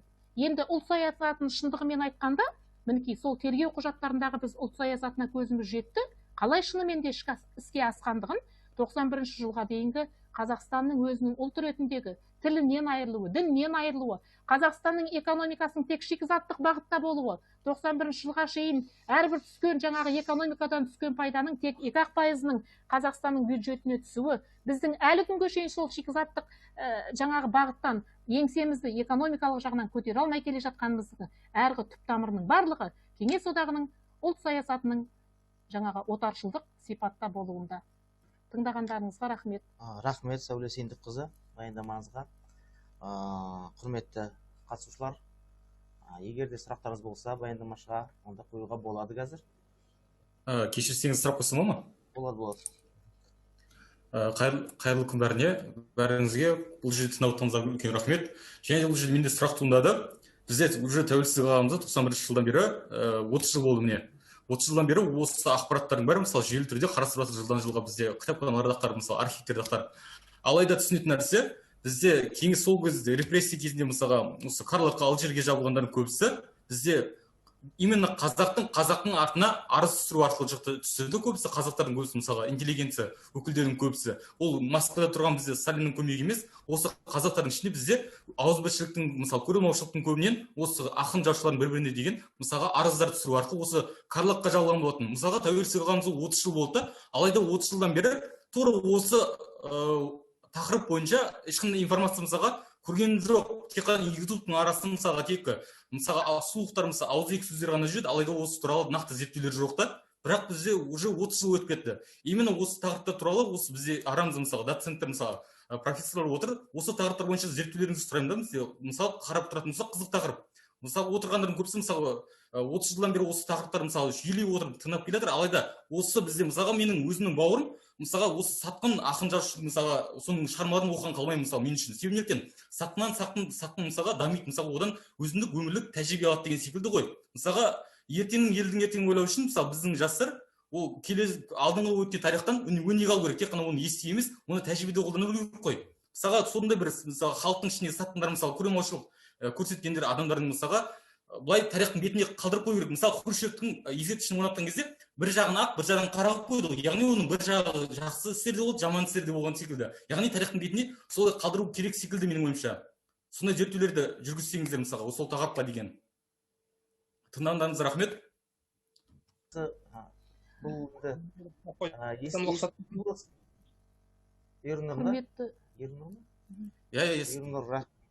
Ернұр, рахмет. Бұл енді сұрағыңыз сіз өзіңіз жауап бердіңіз ғой біраз нәрсеге. Сіз енді сұрақты бізге қойдыңыз ба, Сәуле Сүйіндікқызына қойдыңыз ба? Бұл енді жаңағы сіз айтып жатқан мәселе бойынша бұл енді саяси жүйе ғой. Сондықтан саяси жүйе жаңа көптеген мәселелердің барлығы айтылмай жатыр дейсің, сатқындар болды деп жатсың. Жалпы сіз жақсы білесіз, мына 36-37 жылғы, 38 жылғы репрессиядан кейін 39 жылы Қазақстанда алфавит өзгерді, иә? Алфавит өзгеріп, ол кириллицаға ауысты. Не үшін ауысты? Өйткені мынау ұлтқа қызмет еткен зиялы қауымды, басшылардың барлығын мінезді дейді, ұлтқа деген өз жанымен, тәнімен берілген адамдардың көзін құртып, оның орнына басқа саяси элита жасақтау керек болды. Сондықтан оны жаңадан алфавит жасақтап, саяси партияларда жаңағыда кеңес үкіметіне қызмет ететін элита жасақталды. Ол одан кейін жаңағы Сәуле Сүйіндікқызы айтып кетті, отарлаушыларға қызмет етеді. Бұл тек қазақ ұлтына емес. Иә. Сондықтан Сәуле Сүйіндікқызы қазір қысқаша нұсқаша жауап беріңіз сұраққа. Құрметті жаңа сұрақ қойған азамат, жақсы сұрақ қойып отырсыз. Рахмет. Мен мынадай айтқым келеді. Осы 37-38 жылдардағы жалпы осы репрессия, сталиндік саяси қуғын-сүргін, мынау Ресейдің тарихшылары, тіпті бұл тақырып жалпы кеңес үкіметі ыдырағаннан кейін шетелдің тарихшыларында зерттеушілерін өте қатты қызықтырады, зерттеулер өте көп. Сонда жаңағы мен мынаны айтар едім. 36 жылы, жалпы 34 жылы декабрьде өте үлкен жаңағы кеңес үкіметінің қайраткері, сол кезде беделді Киров деген адам кезінде Қазақстанға да келген болатын. Сол жылы Кировтың өлтірілуінен кейін осы қуғындау, партия кеңес қызметкерлерін Мәскеудің өзінде бәрінде қуғындау басталды. Оппозицияны қуғындау, оны жаңағы. Одан кейін 36 жылы тамыз айында Москвада үлкен процесс өтті. Зиновьев пен Каменев деген атақты қайраткерлер бар. Соларды жаңағы троцкизмге айыптау. Троцкий деген кезінде 20 жылдарда Лениннің жаңағы серігі Сталинмен бірге істеген 20 жылдардың соңынан кейін оппозиция, қатты оппозицияда болып, жер аударылып, Алматыға да жер аударылған, одан кейін Түркияға кетті, одан ақыры Мексикаға барып тұрақтады. Міне сол Троцкий шетелде жүріп, кеңес үкіметінің саясатын, Сталиннің саясатын сынап, үнемі жаңағы жариялап тұрған. Сол кезде мынау 37 жылы жалпы мынау халықаралық жағдай бұл кезде екінші дүниежүзілік соғыстың алдындағы халықаралық жағдай өте шиеленісті болды ғой. Жапония, Германия, Италиялар жаңағы бір неге антикоминтерндік жаңағы пактіге бірікті. Сөйтіп Қытайдың жаңағы солтүстік шығысын мысалы жаулап алды Жапония. Осындай жағдайда дүние жүзіндегі тұңғыш социалистік мемлекет кеңес үкіметіне үнемі сырттан қауіп төніп тұр деген пікірлер айтылды. Үнемі қорықты. Мынау капиталистік мемлекеттердің қоршауында қалады. Соғысын етіп жатыр осындай. Сөйтіп жаңағындай, сосын жаңағы бұның алдында Зәуреш Ғалымжанның айтып өткен мысалы, ауыл шаруашылығындағы коллективизация кезіндегі кемшіліктер бар ғой. Соның бәрінде ешқашан мемлекет басшылары өздерінің жүргізген саясатын кінәлаған жоқ, өздерінің басшыларды. Сол кездегі жаңағы жергілікті жердегі ет тапсыра алмады, жаңағы жүн тапсыра алмады, астық тапсыра алмады. Осының бәрі ауыл шаруашылығын жүргізуге қаскүнемдер, кінәлілер ана көтеріліске шыққандар деп солардан көрді. Немесе мынандай мәселе алайық. Мысалы, 28 жылы Ресейде Шахтинское дело деген жүрді. Жаңағы көмір өндірудегі болған өндірістің енді өзі техника әлі қатты дамыған жоқ. Bir ақаулар техникалық ақау кетсе, тағы да басқа техникалық қауіпсіздік сақталмаса, соның бәрін ол тәжірибенің жетіспеуінен деп есептемейді. Бұл зиянкестердің кесірінен деп сол кезден ақ солай басталған. Одан кейін мысалы сол 36 жылы мынау Россияда Кемеровода, Кузбасста үлкен сот процесі жүрді. Жоспарды орындамаушылық, техниканың жаңағы тозғандығы, тағы да басқа әлеуметтік экономикалық жағдайдың төмендігінен деп есептемейді кеткен кемшілікті. Жоқ, зиянкестер халық жаулары қаптап кетті дейді. Немесе айтайық, 35 жылы біз мынау депортацияны айтамыз, 37 жылы кәрестердің Қазақстанға депортациялануы бірінші. Шын мәнінде 37-те басталған жоқ. Депортация 35 жылы Белоруссия мен Украинаның жаңағы приграничный районы поляктарды депортациялаудан бастаған. Неге? Өйткені мынау дүниежүзі халықаралық соғыс қаупі жағдайында тұр, анау кеңес үкіметінің территориясындағы поляктар сатылып кетеді бірдеңе болса деп.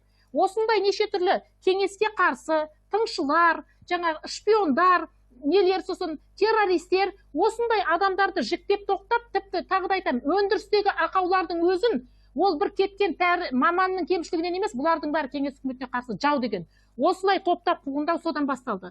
Енді ұлт қайраткерлеріне байланысты жаңағы міне осындай кемшіліктерден жиналып келді, әртүрлі сот процестер өтті.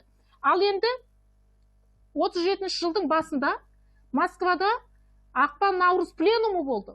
Сол пленумда Сталин сөз сөйлегенде 3 наурыз күнгі соңғы сөзінде айтады: бүкіл өндірістің бәрін дейді, өндіріс ауыл шаруашылығының барлығын жаулар жайлаған дейді.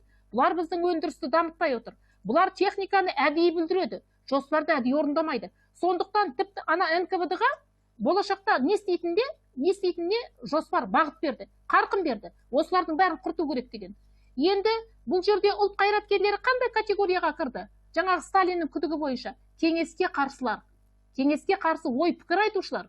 Сол кезде басқа да ұлт қайраткерлерінен болған, сіздердің мына политикаңыз дұрыс емес, мынау дұрыс емес, ұлттық республикаларға қаражат аз бөлінеді деген. Міне сөйтіп сәуір айында, 37 жыл сәуір айында Татарстаннан, олар да мұсылман мемлекеті ғой, Татарстаннан 20-ға жуық ұлт қайраткерлер ұсталды.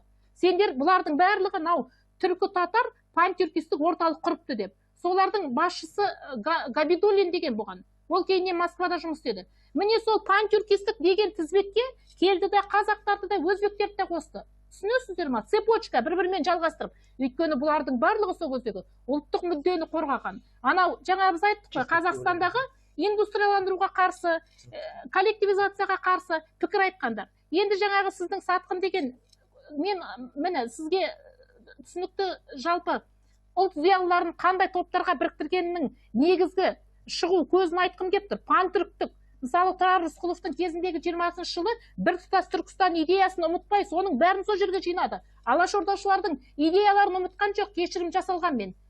Ұмытқан жоқ, түгел айтты. Енді сол кездегі Қазақстанның мынау құжаттарына келсем, мынау біздің социалистік Қазақстан, Қазақ әдебиеті деген газеттер бар ғой, олардың бәрі латын қарпімен жазылған, өздеріңізге де оқуға оңай. Солардың беті 37 жылы жаңағы әшкерелеу керек деген неден ұрандардан босамайды. Нақты мынандай құжат болды. 21 мамырда Кисловодскіде демалып атқанда Тұрар Рысқұлов ұсталды, тұтқындалды. Жаңағы татарларды ұстаған цепочкамен пантүріктік орталық бұлар да кірген деп. Өйткені олардың Нұрмақовтың, Сұлтанбек Қожановтың, Тұрар Рысқұловтың тергеу құжаттарында жаңағы татарлар мен өзбектермен бәрін, олардың да фамилиялары бар. Пантүріктік орталық құрғансыңдар. Кеңес үкіметінен өздерінің республикаларында бөліп әкеткісі келген, сөйтіп буржуазиялық мемлекет құрғысы келген бұлардың бәрі түркі республикалары Жапонияның протекторатындағы деп. Сөйтіп мынандай құжат бар. 8 маусымда 37 жылы бүкіл ұлт республикаларына Сталиннің қол қоюымен циркуляр жібереді. Пантүріктік орталық болған, соның енді мынау Қазақстандағы, Өзбекстандағы ұлт республикаларындағы құйыршықтарын ұстаңдар деген. Барлығын жаңағы тұтқындаңдар деген. Сонда дейді 37 жылы июль және август айларында қаншама жаңағы халықты түгел барып бірінен кейін бірін тұтқындап. Түгел сонда жазулар бар. Мысалы Тұрар Рысқұловтың 3 шілде күнгі протокол допроса, соның ішінде тұр бүкіл қазақтың жазушыларын тіркеп қойған. Ал сіздер білесіздер ме? Тергеушілер ойдан протокол құрастырған, ойдан жаңағы әртүрлі бір-біріне байланыстырып қалай тұтқындау үшін жазғанын, тұтқындарға қысым көрсеткенін, оларды еріксіз мойындайсың деп жаңағы приказдың болғанын қазір нелер зерттеушілер тауып отыр. 37 жылы Сталиннің арнайы бұйрығы болған. Адамды егер мойындамаса, өлімші етіп сабау керек деген. Тура осылай жазған. Өлімші етіп избить, сонда ол мойындайды деп. Міне, содан кейін қазақтың жазушысы да бар, бәрін тоғытып соған қойған. Ал енді қараңыздар, мысалы Сәбит Мұқанов сол кезде Қазақстан жазушылар одағының, Сәбит Мұқановқа байланысты көп айтады, одағының төрағасы болды. Сол кезде сен жазушылар одағын басқарып отырсың, сенің жазушылар одағында мынау халық жаулары қаптап кеткен дейді. Әшкерелеуің керек дейді. Ол мінберден басшы болғандықтан әртүрлі жаңағы выступление газеттерге партияның саясатын орындап солай жазуға мәжбүр болды. Басқаларынікі де бар. Мысалы Мұхаммеджан Қаратаев деген жазушы бар, ол кісіні көп айтады. Мынау халық жаулары деп берген Мұхаммеджан Қаратаев, ол кезде мен ақтап отырған жоқпын. Сіздің айтқаныңызға байланысты айтып отырмын, жалпы ақтап отырған жоқпын, бірақ ол өте жас болған. Өте жас болды. Сен мынаны орындайсың деді. Орындамасаң міне өзің кетесің. Жаңағы 18-20-дағы жас. Мен ақтамаймын, бірақ нақты себебін айтамын. Мысалы қазір бізде қоғамда көп айтамыз ғой. Әртүрлі мәселелер бар, жемқорлықты айтамыз, демократия жоқ дейміз, тағы да басқа. Егер біз сол кеудемізді оққа тосып барып, билікке барып қасқайып айта алар ма едік? Тағы да бұл ақтау емес, бірақ әрбір орындарда осылайынан болған. Содан кейін жаңағы лимит деген болған, жаңа Еламан Балтаевич айтып кетті, арнайы лимит. Осындай адамдарды жаңағы ұстауларын керек. Осындай адам тұтқындалу керек. Мен Мәскеудің архивінде жұмыс істегенде жаңағы зерттеушілермен кездестім. Осы репрессия құрбандарын зерттеген сонда айтады. Мынандай болады екен. Не? Ордер на арест деген жаңағы бланк, чистый бланк, таза бланк. Топтап береді дейді. Кімді жазатыны белгісіз, жоспар бәлен тонна ет тапсыру керек деген сияқты 5000 адамды алып келесіңдер, бітті. Содан жаңағы бос бланкілерді алатта жүреді екен. Кімді ұстаймыз? Кімді толтырамыз? Мынау 5000 берген жаңағы норманы қалай тапсырамыз деп. Сондықтан мынандай сатқындық деген мәселелерге келгенде, енді әрине қазақ зиялыларын біз айтады ғой, Алаш зиялылары дейді. Одан кейін басқа мысалы Алаш партиясына кірмеген зиялылар бар. Алайда олардың барлығының ойлағаны бірақ қазақтың мүддесі, бірақ соған апарудың жолдары екі тілді болды. Әдебиетте идеологиялық көзқарастардың алшақ болғаны рас. Ал бірақ дәл 37-38 жылдары, мысалы, бірін-бірі сатты деген сондай мәселелерді нақты мен ойлаймын архив құжаттарына сүйеніп айту керек деп. Мәселен, Сәкен Сейфуллиннің Тар жолтайға кешу кітабын бәрі айтады. Сәкен Сейфуллин 27 жылы Тар жолтайға кешуді жазды да бүкіл зиялыларды ұстап берді деген. Ал Алматыдағы біздің қазақстандық ғалымдар айтады. Тарих ғылымдарының кандидаты профессор Қайдар Сейсенбайұлы Алдажманов мынау 90 жылдардың басында үкіметтік комиссияның құрамында бүкіл осы репрессияға ұшыраған қазақ ұлт зиялыларының КНБ-ның архивіндегі рұқсат етілмей келген 6 ай отырып жұмыс жасаған. Сонда Мағжан Жұмабаевтың тергеу ісінен кезінде Мағжан Салахиде жаңағы айдауда тұтқында болғанда Сәкен Сейфуллин 500 теңге, оған 500 сом ақша жіберіпті. Соның квитанциясы табылған. Міне осындай нақты жаңағы мынау әдебиет газеттің бетінде жазған мақалалар болды. Мен оны өзім де көрдім. Ұлтты фашистерді жер жүргізбейміз, мыналарды ұстайық деген. Ғаббас Тоғжанов деген Голощекиннің оң қолы сыншы болған. Алайда сол дәуір сондай газеттегі айтыс тартысты. Адам өмір деген тәтті ғой, жазғызуға немесе қызмет табы соған мәжбүр етті. Саяси жағдай. Ал нақты тергеуге келгендегі мен мысалы жаңағы кім еді? Тұрар Рысқұловтың, Сұлтанбек Қожановтың, немесе Нығмет Нұрмақовтың, Сәкен Сейфуллинге байланысты жаңа ғалымдардың айтқаны бар. Ондай бір-бірін осылай көрсетілген мәселелерді көрмедім. Ал басылым беттерінде, газеттің беттерінде, журналдарда жазып, сондай науқандар болды. Сол жағдай қалыптасқан, солай жасауға мәжбүр етті. Жақсы, рахмет. Тыңдағандарыңызға рахмет. Мен ойлаймын сұраққа толыққанды жауап берді. Мен бір сұрақ бар, рұқсат болса. Рұқсат. Мен Сүйіндік Жаныспай жазушымын, журналист болдым. Менде мына осы репрессия менен жазықшы жазаланғандар мен солардың тарихымен ашаршылықпен көптен айналысып жүрмін. Былтыр мен Әлихан Бөкейхан туралы бір деректі роман жазып бітіргем. Ол оның журналдық варианты мына Қасым журналында жарық көрді, соның 4-ші санында.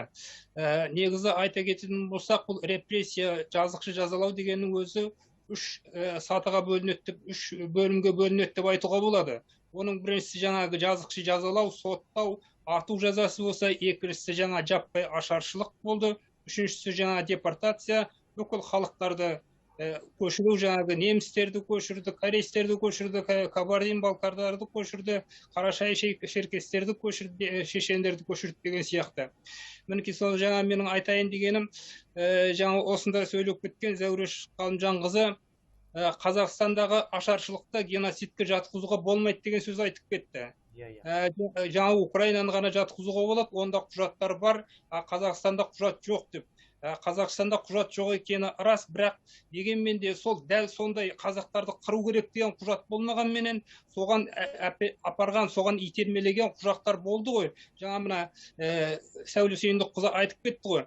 Көптеген адамдарды сол Нұрмақовшиналар, жаңа Сәдуақасовшина, жаңа Қожановшылдар, солар деген сияқты апарып, солар топ-топқа бөліп, солардың бәрін апарғаны сол құжат емес пе?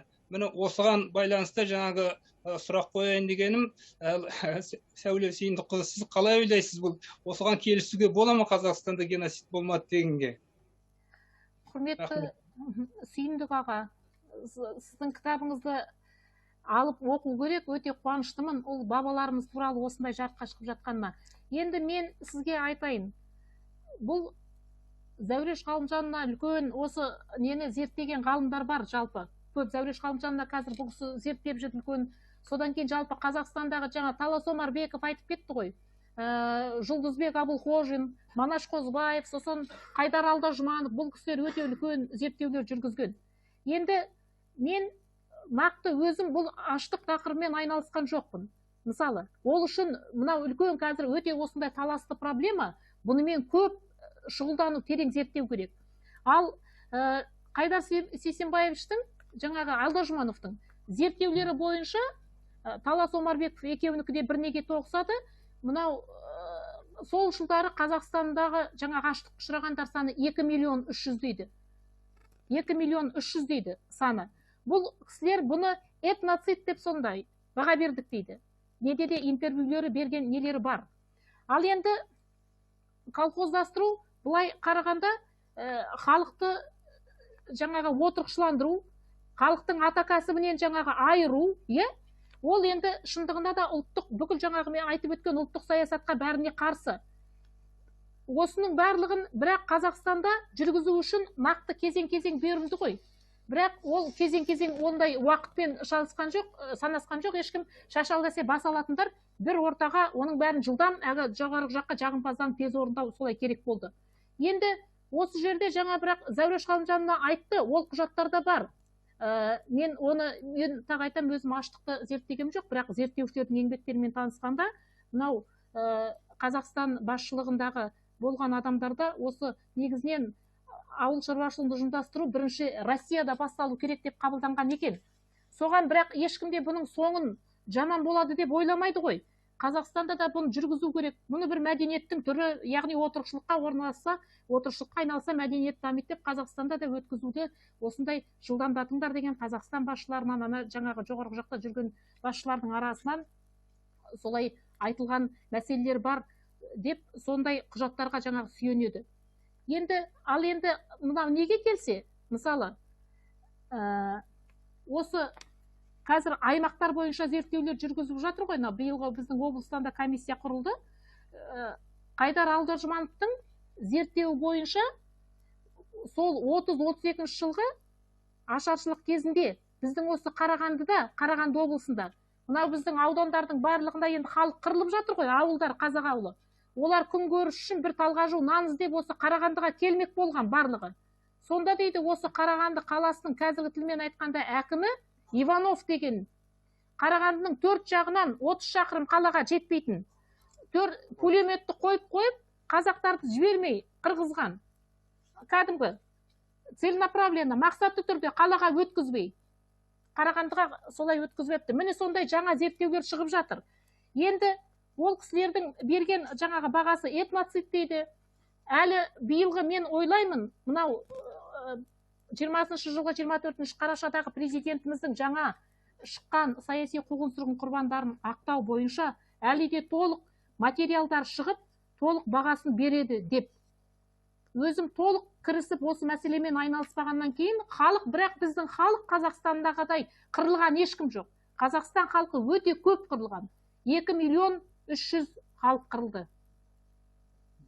Сондықтан алдағы зерттеулер нақты айтады деймін. Енді мен өзім архивті ақтармағаннан кейін, бірақ жаңағы бізге негізінен Абылқожин да, Алдажұманов, Омарбеков, біз олардың зерттеулері өзі бұған дейін аштық біршама көп зерттелді, зерттелмеді деп айтуға болмайды. Нақты жаңағы берген бағалары бар.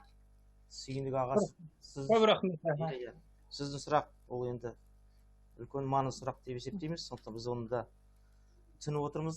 Сіз жаңа сұрағыңызда бізде де бір не бар, сондай бір келіспеушілік бұл мәселемен. Сондықтан оны геноцид деп емес деп айтуға меніңше болмайды. Геноцид емес деп, геноцидқа жақын тартады бұл. Енді біздің уақытымыз шектеулі, Сәуле, сен кешіріңіздер, енді біз енді бұл мәселе бүгінгі біздің неміз шарамыздың аясында аяқталып кетпейді. Сондықтан әлі де біз, мен ойлаймын, басқа да бір площадкалар болады бұл мәселені талқылауға.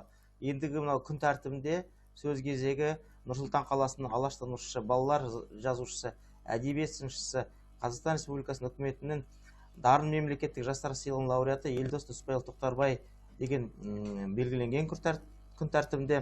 Ол кісі байланыста болса, репрессияланған белгісіз алаш қайраткерлері деген тақырыптағы баяндамасымен сөз беріледі. Елдос Нүсіпұлы, сіз барсыз ба байланыста? Ол кісі жоқ, белгілі бір себептермен, техникалық жағдай. Онда сөз кезегін әзірге біз осы кітапхананың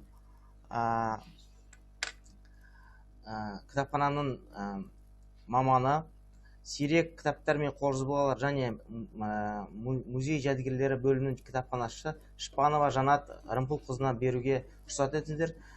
Баяндамасы Жайық Бектұров қуғын-сүргін құрбаны тақырыбы бойынша.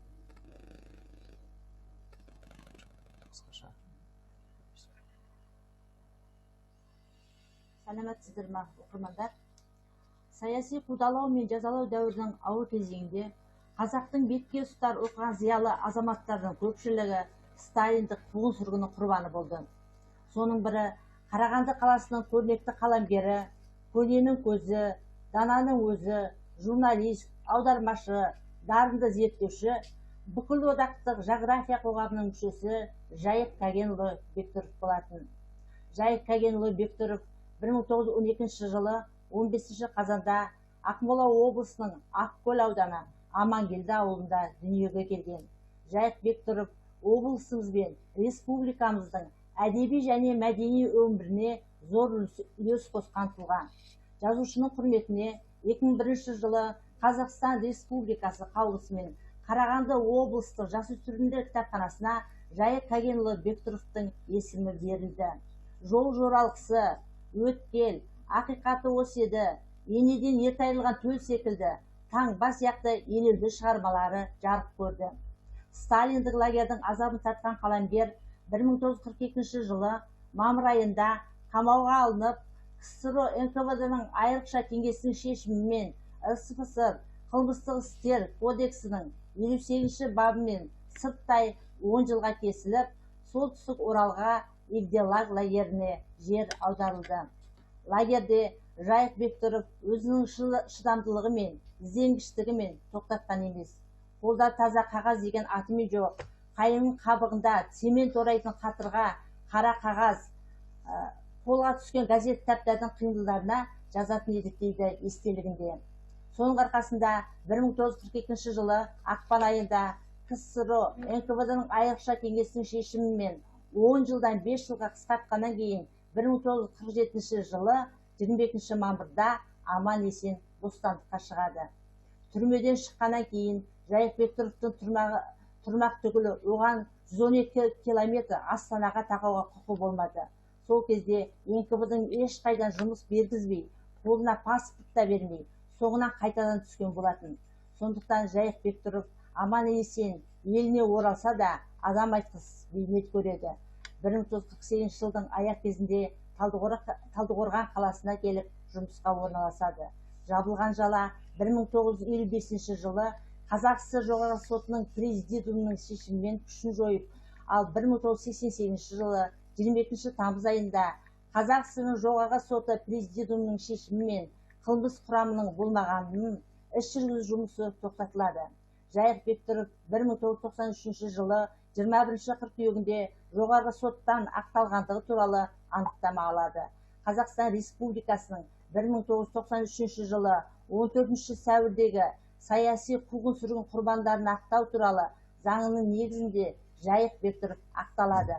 Сталиндік зұлматтың көп азабын бастан кешкен Жайық Бектұров осы кезеңде өзінің таңба 1997 жылы романда шыншылдықпен жан-жақты әрі жалпы қазақ елінің сол кездегі саяси, әлеуметтік, экономикалық деңгейін көрсеткен. Әуелде төгілген ар аталған бұл романда оқығанда бастан кешірмек түгілі оқуға да ауыр күнәсіз жандардың азапты өмірін көз алдыңызға анық елестетеді. Суық қараңғы карцерде Тұрлыбек қалшылдай бастады. Аузынан қынжылым бірдеңе ағып жатыр. Денесі мұздай ықылық атып, кейде қалай екені белгісіз қалғып та кетіп, денесі жансыз қалыпта отырды. Карцерден ол шалажансар шықты. Сонда да ойының жібек жібі онша үзілген жоқ. Немесе көздері сөнген, өздері жуасыған, қайың қабық шәлпелерінің басына тесіле қараған беттері ісік қимылдауға шамалар жоқ. Тұрлыбек пен Естайдың бет ауыздарына тек күйе жағу, шешіндіріп беттеріне таңба басу ғана қалғандай дейді ақынымыз. Адамдарды азаптап қорлайтын, кейде шыдамай өзің қол жұмсағың келетін кезеңдерде болатынын еске алатын. Бұл романның қазақ әдебиетінде орны бөлек. Бұрын қазақ жазушылары бұл тақырыпты жазса да әртүрлі тарихи құжаттар, материалдар негізінде жазған. Ал таңба жазушының өз басынан өткен көзбен көргендері. Сондықтан да саяси қуғын-сүргіннің алапат ащы шындығына арналған басқа еңбектерден де қай жағынан болса да құнды, орны бөлек ерекше еңбек. Өзінің басынан өткен осы бір азапты кезеңдері туралы ыстық карцер, тайғада суық карцер, этап, Сібірде атты өлеңдерде анық айтылған.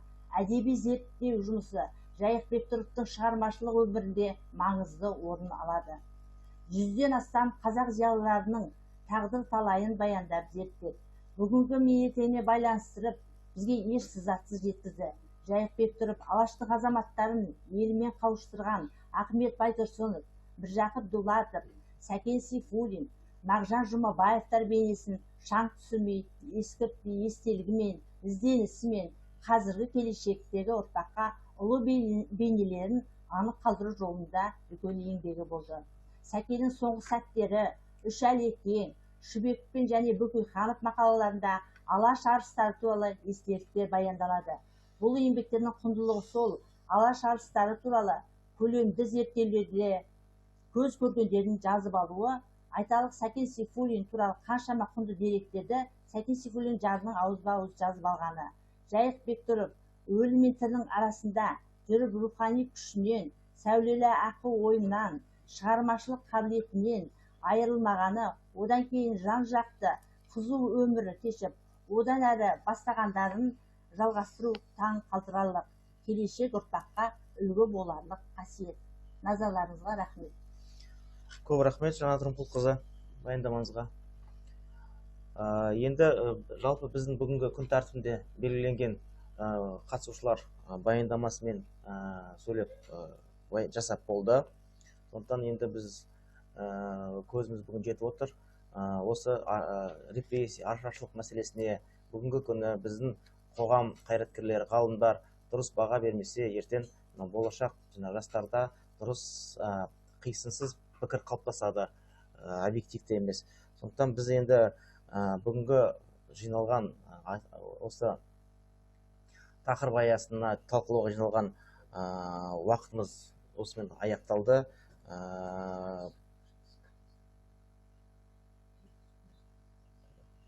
аяқталды. Сондықтан мынау ұлты мен тілі мен діліне қарамастан мыңдаған адамдар осы тоталитарлық жүйенің диірменіне түсіп, құрбан болып кетіп, еш кінәсіз сотталғанына туған жерлерінен аяусыз айдалып түрмелерге жазықсыз көз жұмды. Жас ұрпақ үшін азат, тәуелсіз Қазақстанның әрбір азаматы үшін оларды еске алу және есте сақтау біздің парызымыз. Жастай болып солған жасампаз тұлғалардың алдында ғұмыр бойы бас иіп өтуге міндеттіміз. Бұл тарихқа мінәжат, бұл тағзым. Осы уақыттарыңызды бөліп келіп, осы біздің жаңағы шараға қатысқандарыңызға көптен көп рахмет. Келесі жүздескенше аман сау болыңыздар. Жақсы сау болыңыздар. Үлкен рахмет, барлығы өте қызықты болды. Сау болыңыздар. Жақсы рахмет. Жаңа қатысып отырған сөйлейін деді ма? Жоқ.